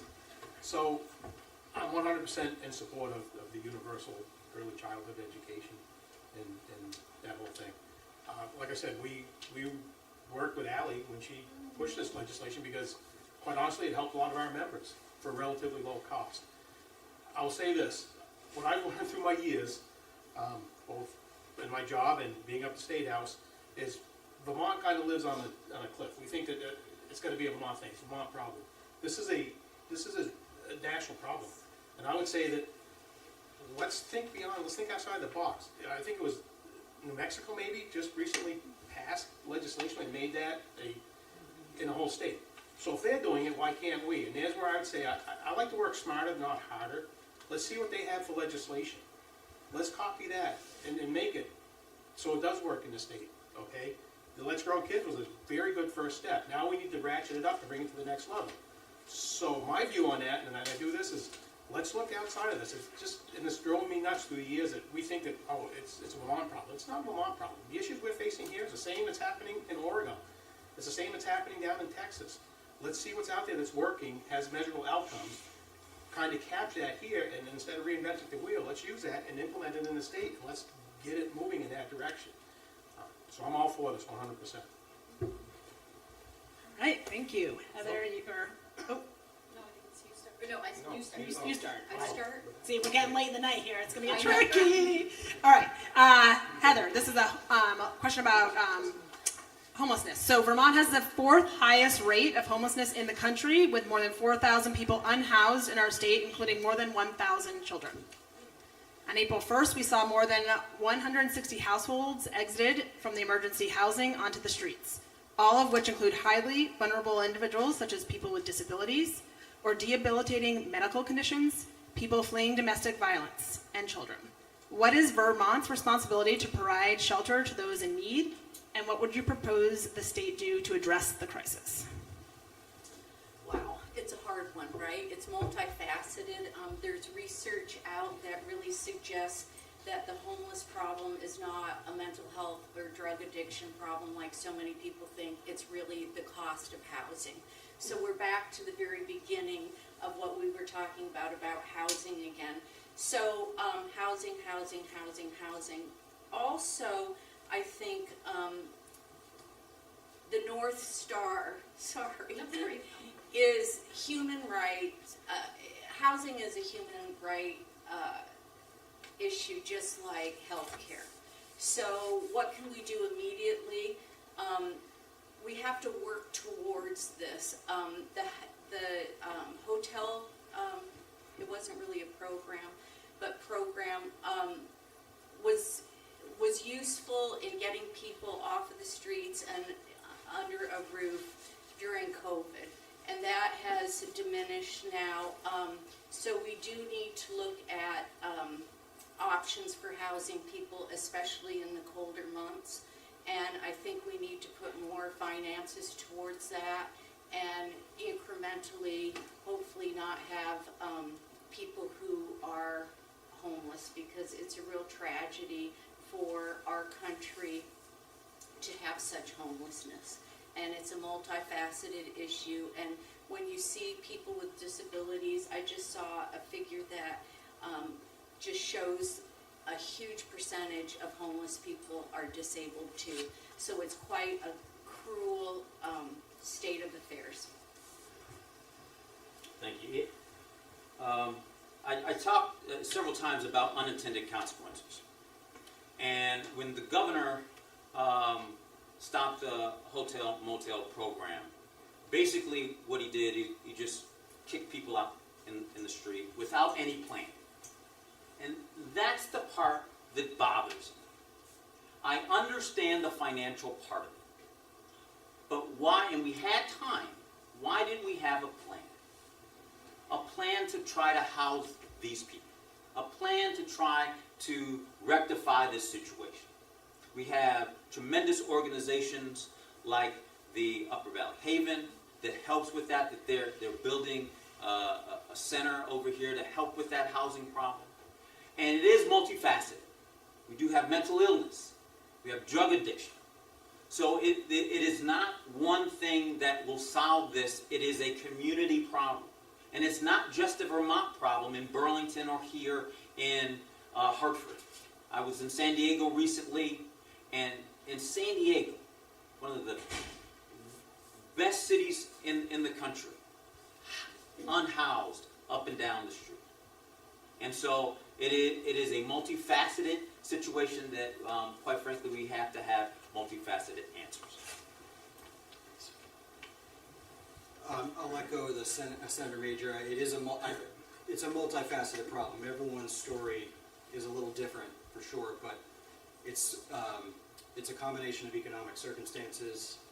There's mental health issues, substance abuse issues, and I do think that we, the state, as a society, we owe the unhoused whatever help we can provide to meet the needs, or their needs and the issues that they're facing. So housing, it does come back to housing. The more expensive housing is, the fewer can afford it. That increases the homelessness problem. We have to address housing. For mental issues and substance abuse issues, we need to provide the social services to try to get people back onto their feet if we can. Throwing people out of housing is backwards, is taking a step backwards, and I disagree with the governor's actions in that regard, and I agree there was absolutely no plan for what was to come next. So I think we're going to have to address each facet of the homelessness problem, and it's not going to be any one lever we pull. We're going to have to pull all of them. Thanks. Just a couple of data points for us here at the moment. One is that more than 80% of our current unhoused population has a physical disability. Also, of our current inventory of available housing, 0.0035% is accessible for people with disabilities. We also limit our state-provided substance abuse and disorder treatment programs to less than 2 weeks, which is cruel because when you think about it, we know that detoxification actually takes longer than that for people who have substance abuse disorder. In my view, yes, it's multifaceted. Okay, 30 seconds. Yes, it's multifaceted. We did just pass a bill which starts to address it. Should we provide housing? My feeling is that we need wraparound services that are also have clear, defined accountability, where every person knows who to call and what to do, and that when you enter a system, you're entering a well-integrated system and not just disparate pieces that you have to sign up for individually. Thanks.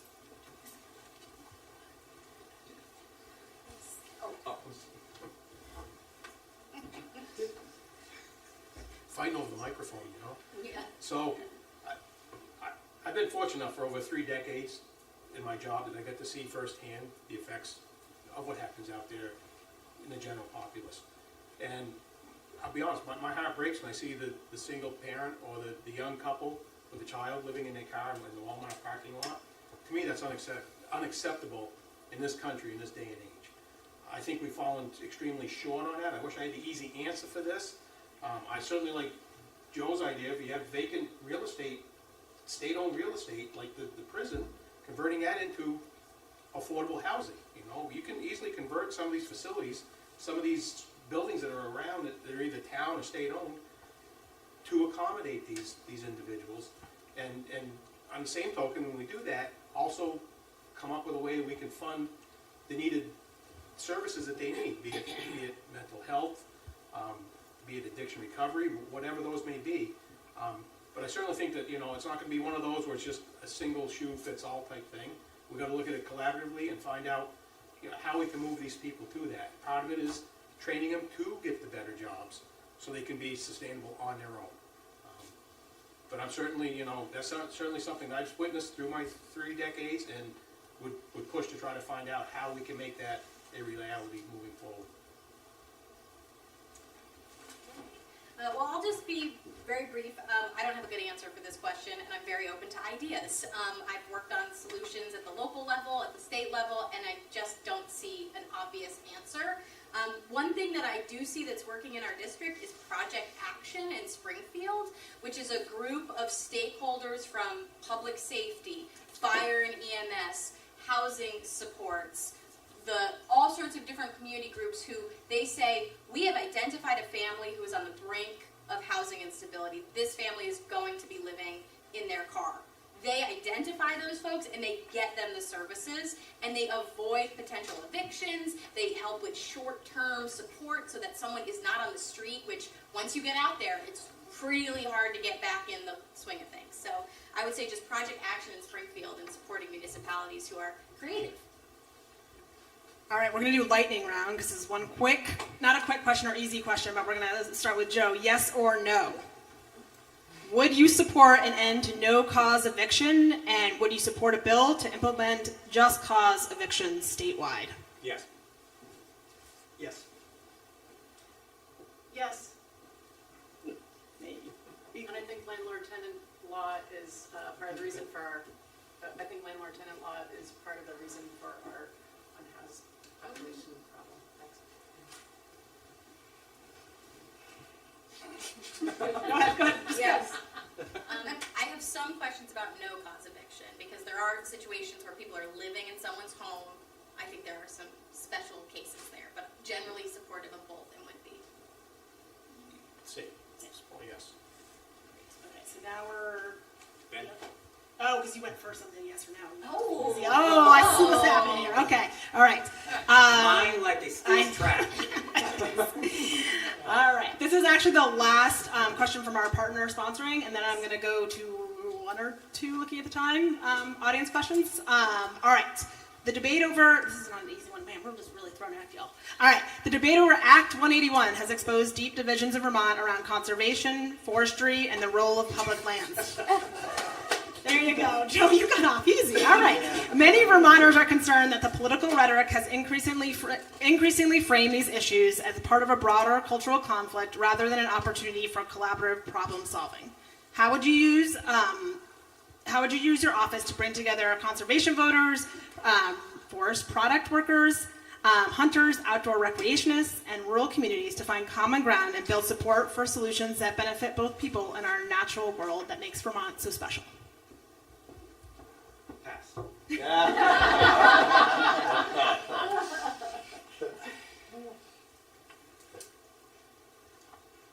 I think the goals of Act 181 are important, and the bill was well-intentioned. Where it failed was in the process by which it was adopted and the implementation. So I don't think conservation and housing are necessarily in conflict, and I think there's a way that we can have both. And so I expect this will be revisited in the next session. That is the part of Act 181 that was just repealed. That's the forest blocked connectivity, the road rule, also known as Tier 3. But we have to bring the other stakeholders into the process as the bill is being rethought, because that's the piece that was missing. What happened after Act 181 was enacted was we discovered in the rulemaking process that a huge swath of rural Vermont was going to be impacted. And rural Vermonters, by and large, weren't part of the process of developing the bill. And so I think this is an example, to go back to something that was said earlier, of well-intentioned policy that failed on arrival. And if we're going to achieve our conservation goals in Vermont, we need to make sure they're durable and they stick and they achieve their intended goals, their important intended goals. And in order to do that, we need to bring everyone into the room. We need to bring rural perspectives, downtown perspectives, environmental perspectives, farming perspectives, to make sure that we achieve the conservation goals in a way that is sensitive to all of Vermont, be it our downtown areas or our working landscapes, so that we can get to our conservation goals together in a way that won't be repealed in the next session.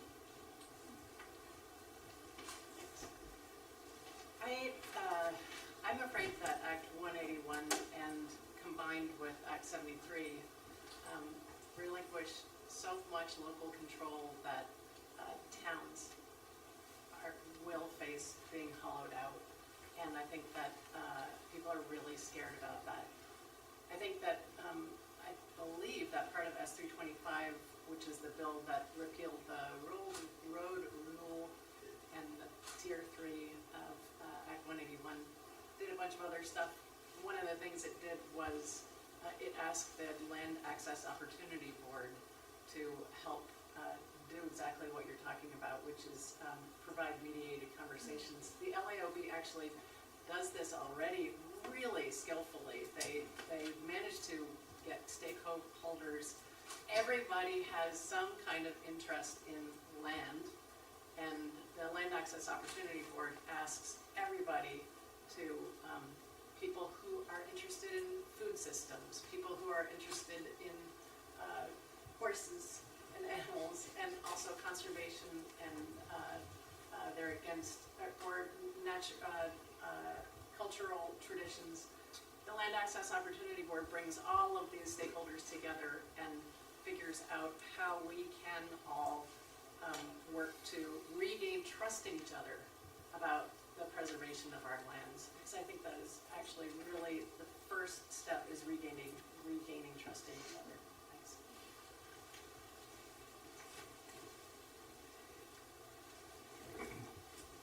So this is one of those areas where I think that my experience would help here, because negotiating contracts, you bring all parties in and you try to find where we can find that ground where everybody wins. I think this is one of the classic examples. We got to do that. We got to bring in all the stakeholders, whether it's the conservationists, the landowners, those that want to do the development, and find out, listening to what all their concerns are, that we can find some common ground that everybody agrees on to get this over the edge. Listening at it, so I'll use like Act 250. Everybody squawked about that. That's a law that's what, a little over 50, 55 years old. I was only probably 5 or 6 when that happened. Probably some of you weren't even born when that went into effect. Listening to that, a lot of the driving force was they didn't want to have billboards in Vermont. They wanted to prevent that from happening. Well, I don't think that's happened. So I think that with anything, things evolve with time. You got to kind of adapt to those changes as we move ahead.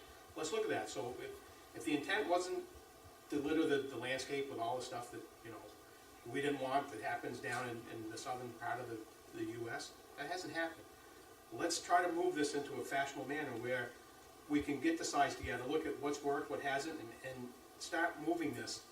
Because again, this goes back to our original question. We talked about affordability. Well, it's taking 2 to 3 years to permit something in this state compared to 2 to 3 months. That's an issue, and to do that, we got to have those hard discussions. I think the question was something along the lines of what would you do individually to kind of bring those groups together. I would say relationship building, and I've got a lot of connections. I might be the co-chair of the Climate Solutions Caucus and like the liberal climate change gal. Well, I do have friends who are loggers, and I have supported the forest products industry many times over, mainly in the transportation space, because they have very specific requirements around weights of logging trucks. So I would bring together those relationships that I formed with the forest products industry, and I would also highlight that while I am the co-chair of the Climate Solutions Caucus, I'm also a regular attendee of the Rural Caucus. So, and that has overlap. There are members that go to both. It's not as divided as it appears on Facebook on all issues, not just Act 181. And I think that we have a real opportunity next session, especially with that overlap between relationships for next year. So what I would do is to tell you all that I voted for 181 when I was in the legislature, and it was 4 years ago or so, and we were talking still a lot about climate. Climate, I think nationally and in the state, we need to talk about more again. But there was good intention. I've spoken to several people, town managers, who really like a lot of 81. I think 181, I think it was politicized, which is really unfortunate. Democracy is super messy. We messed up. We didn't do the road rule or tier 3 as well as we could have. I can't say it wasn't because people weren't brought in, because I wasn't on that committee in either chamber. I think that the legislature does its very best to bring people to the table. I was on the rural caucus, so but this was a situation in which we missed on tier 3, and this last legislative session or biennium, they repealed it. So I think that was the right thing to do. I would have done that. Now we sit down and at the table and we try it again. Act 250 is over 50 years old, and what we did to help housing and cut the red tape in cities and town centers, I'm really proud of. So thank you.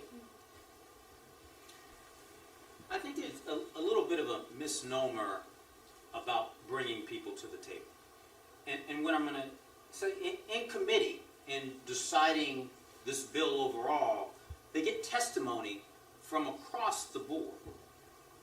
And listen to people from across the board. Now, they may not do exactly what they say, but they do get testimony.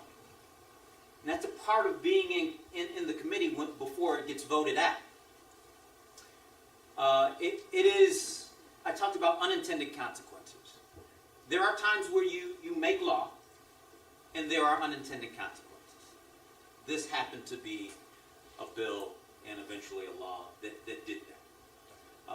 The thing that Representative Burrows said that was part of this, the repeal of it, was now it gives 2 years to listen to the constituents.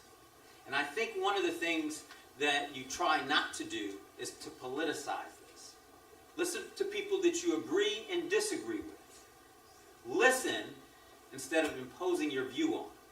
I think that's so important in what we do. And I think compromise when it's available. Those are the best laws and those are the best bills that come through. All right, I was wrong. I have one more partner question. I know, I'm so sorry, and this is not another light topic. So, S208, a bill that would have banned masking by law enforcement agents except for in well-defined circumstances, had a long path through the legislative process. I would say lengthy testimony taken from all sides and hearing from constituents. And it ultimately failed on the last day of session when House Republicans refused to allow it to even come up for consideration. Tell us how you would protect Vermonters from abuse by unidentified federal agents, and maybe let's give a little less than 90 seconds so we can wrap it up if you're able to. You still get your 90 seconds, but let's try. How would I legislatively protect Vermonters from federal agents? Yes, it could be you would have voted, or you could state a voting record. You can. Well, I did vote in favor of S208. We were told that it wouldn't hold up in court, but we decided, a group of us decided that it was a good idea to put it forward anyway, just to see where along the line it would fail, because we felt it was important to state our values as a state. As we've heard from our sheriff's candidates, we do have fair and impartial policing in place, so we know that our sheriff's departments and our local law enforcement agencies theoretically would not cooperate to help federal agents. I think that's really where we are at the moment. It's a conundrum, certainly.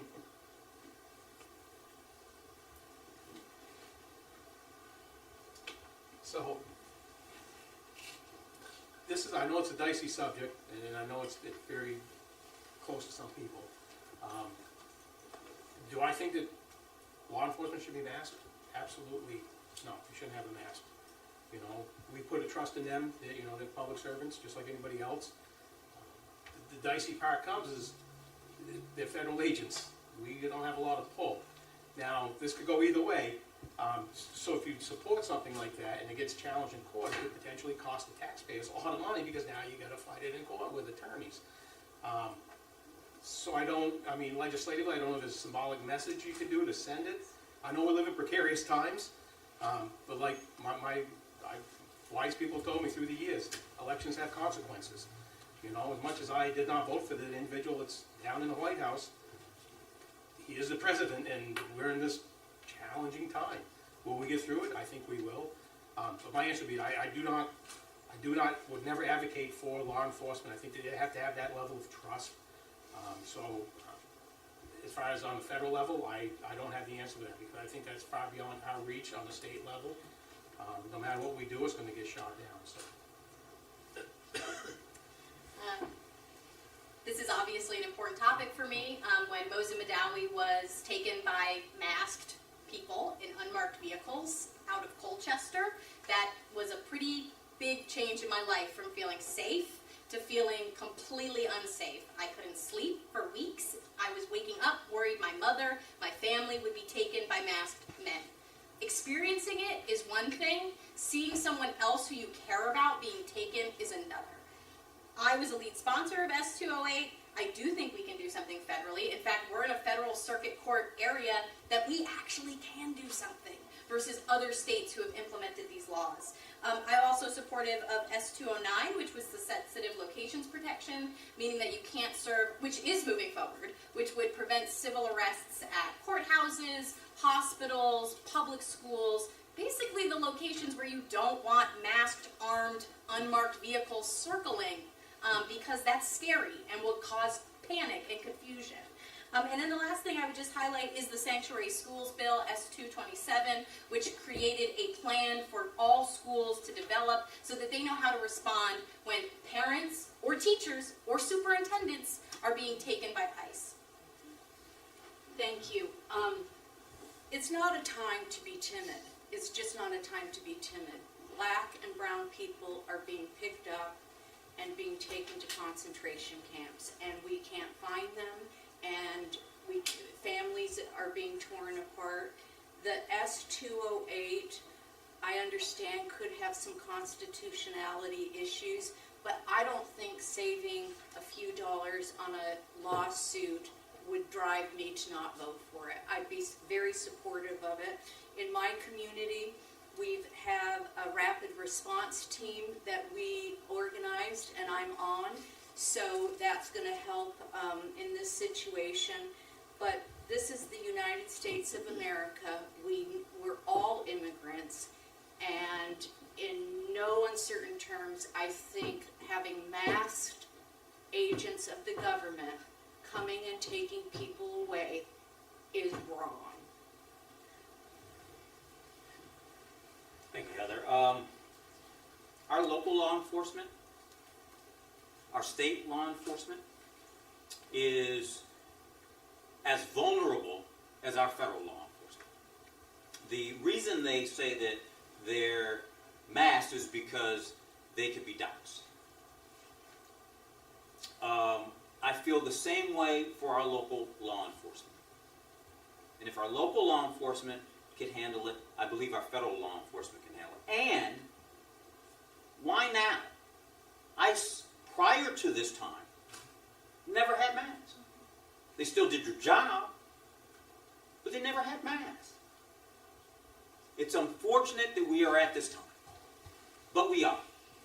I feel we will get through it, but the carnage that we will have to endure during this time will be incredible.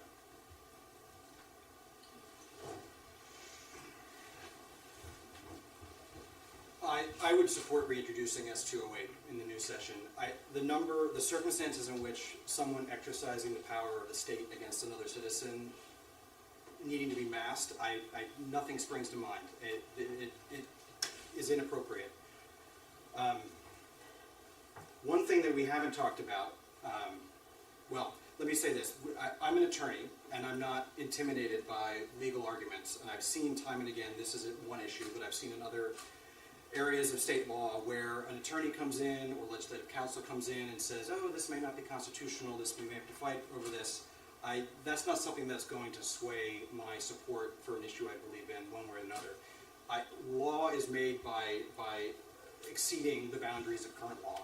And this is important enough where we need to take that risk, go out on the limb. We've got a great state attorney general who I'm confident would defend a law against a top constitutional attack. And so just some vague notion that that bill is unconstitutional is not, in my mind, a reason to reject it. One of the things we haven't talked about this evening is that a role of senator in the state of Vermont is to confirm and retain state judges. And so I would take that role very seriously, and I'd be looking for jurists who believe that citizens have the right to know who in the government is acting against them, and that they're not doing so anonymously. All right, so I see the sun setting, and so I'm going to take a little moderator prerogative and move to closing statements if that works for everyone. I reviewed all the questions I got, and a lot of them have been covered, but also there's other forums that you all are going to be going through, and you guys are available in the community as well. So I feel comfortable moving forward with closing statements. All right, and I think we're going to start with Elizabeth Burrows at the end, who was last up for, if that's okay. Is that going to throw you? Is that okay? We can start in the middle too, but yeah. Oh, Joe, you got the easy question, so I said I'd be not easy on you tonight. So, here we go. Closing statements, 2 minutes. I think at the beginning of this forum, I talked about relationships. And I look at the people at this dais, and I have had relationships with all of them in one way or another. Positive relationships. Many with putting forward legislation, helping Vermont move forward. I think relationships within not only the legislature and reaching your hand out to people who don't agree with you, people across the aisle, and you can look at my record and I have bills that we've gotten forward with both bipartisan support. But most importantly, it's you. It's constituents. Relationships with you. Time and time again, people that I agree and disagree with, that I listen to, that I try to do the best for you. And sometimes I fall down. I'm going to say that. I don't always get it right. But learn from those experiences and try to get better. These last 2 years have been a tremendous learning experience for me. And I hope that you will send me back to Montpelier and I can use the next 2 years to get better and make your lives better. Thank you.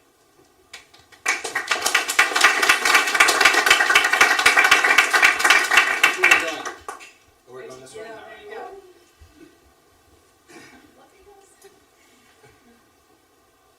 So we've talked about bills that have been, or laws that have been repealed in recent sessions and laws that have fallen flat.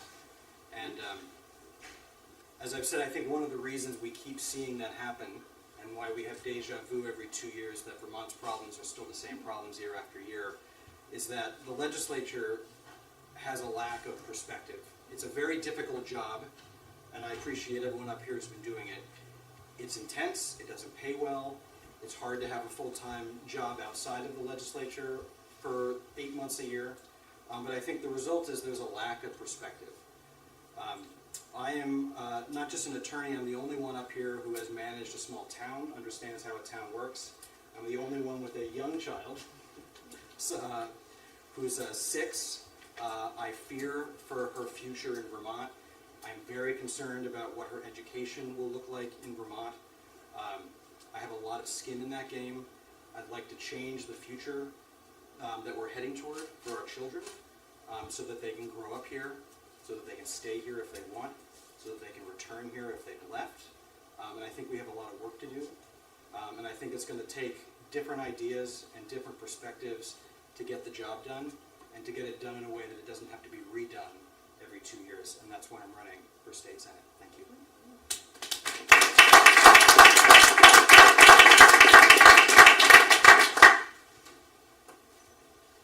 Thank you for the chance to be here and shine a light on a little bit of what I think, or what we all think, what we all plan. I I think that we could do a better job as a state of using what we already do have, just using it better. And we have some of the stuff that we already need to thrive, but we need to grow it from the bottom up instead of imposing it from the top down for things like banking, housing, and our mental health, and so forth. We need policies that support our values. I want to make a public service announcement, which is that in November we have 2 proposed constitutional amendments that will be on the ballot. One is Proposition 3, which is the right to collective bargaining, and which is actually an economic stability amendment. And one is Prop 4, which is the right to equal treatment under the law. And both of those are really important, and they because they put all of us on equal footing. And that is what I am running on, is having us operate and live from a position of equal footing. Are you standing up? No, I'm just giving them a mic so we can make the pass down easier. Go ahead, keep going. Okay. That we could all be on equal footing, and that we could all actually work together as partners. Thank you.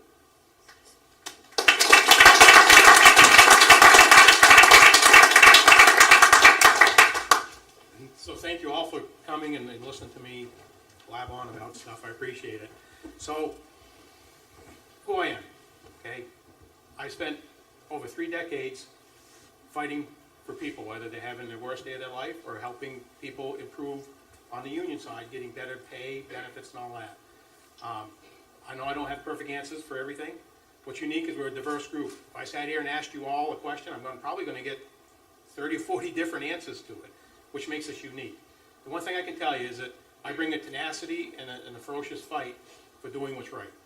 That's what it comes down to with me. It's not about a political party or what a group says. It's about what's right or wrong. What's going to move the state to being affordable again. So I've hinged my whole focus on 3 main things. Affordability, and that looks at housing, healthcare, taxes, you know, where our demographics are changing. If we want to make this sustainable for generations to come, we've got to figure out a way to kind of equalize that out, right the ship, so to say. I'm for fiscal accountability, okay? I know what a dollar's worth. I was brought up that a dollar's a dollar. You appreciate the value of that dollar. So I have no problems. People ask me, you know, would you support this? Would you support that? Yes, as long as there's a measurable outcome. I've learned it working for the town for 32 and a half years. You know, I've seen money spent frivolously with this. You end up spending it again and again. That's not how I am. I like to spend it once, do it right, and if it's working, we'll move it ahead and keep going in that direction. And the last thing is I'm for fairness and equality, whether that's fair share when it comes to taxes. We talk about that. You know, when a second or third home is taxed at less rate than a year-round resident, and people say, well, because they're not here all year, well, or they don't have people in school.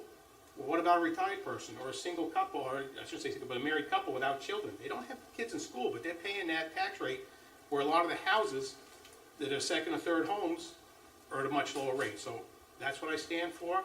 I'm a fighter. I always have been. I always will be. I weigh in. I believe in letting people give me the feedback. It's not what Chris Doobie's views are. It's what your views. Like I say, I represent professional firefighters. It's not mine. It's the firefighters. I represent you all up there. So it's what you wanted. So.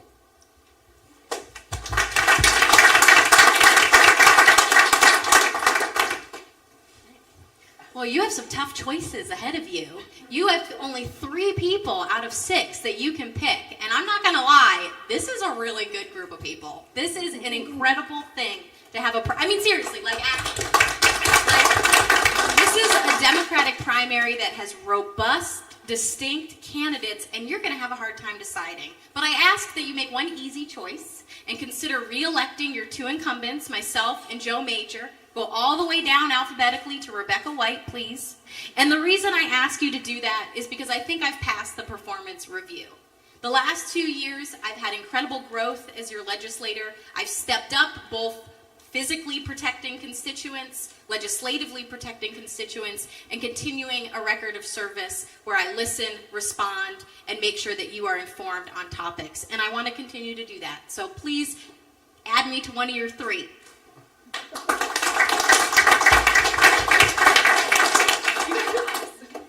Oh, two. You can drop. Hi, I'm Heather Chase. It's really been nice to be here tonight. Thank you for all the work it takes to bring us together. I have a super solid foundation in healthcare. I'm a small business owner. I've made payroll every 2 weeks for 30 years. I understand that perspective. I have a strong background in civic leadership, and I can put that local, legislative, and statewide experience to work in Montpelier. I'm also the only candidate from the southern part of Windsor County.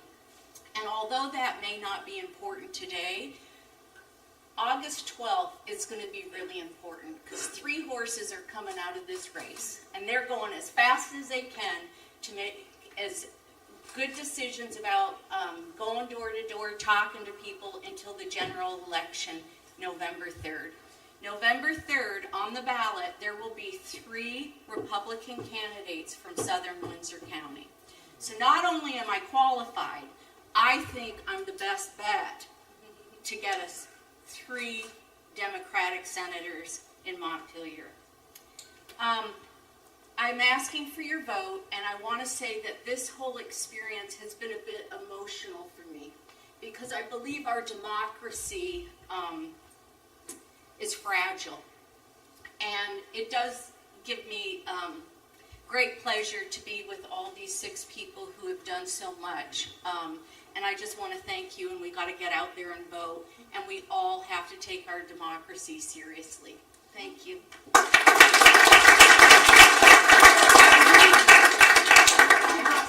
Okay, great. Thank you all for sticking in. I have never seen Democracy in Action if I have not seen 15 minutes past the time. I'm so sorry to all partners. Thank you, audience. Thank you, candidates. This is so great to be back in my hometown and see this is what makes everything possible. Get out there and vote August 11th, November 1st, for the general election.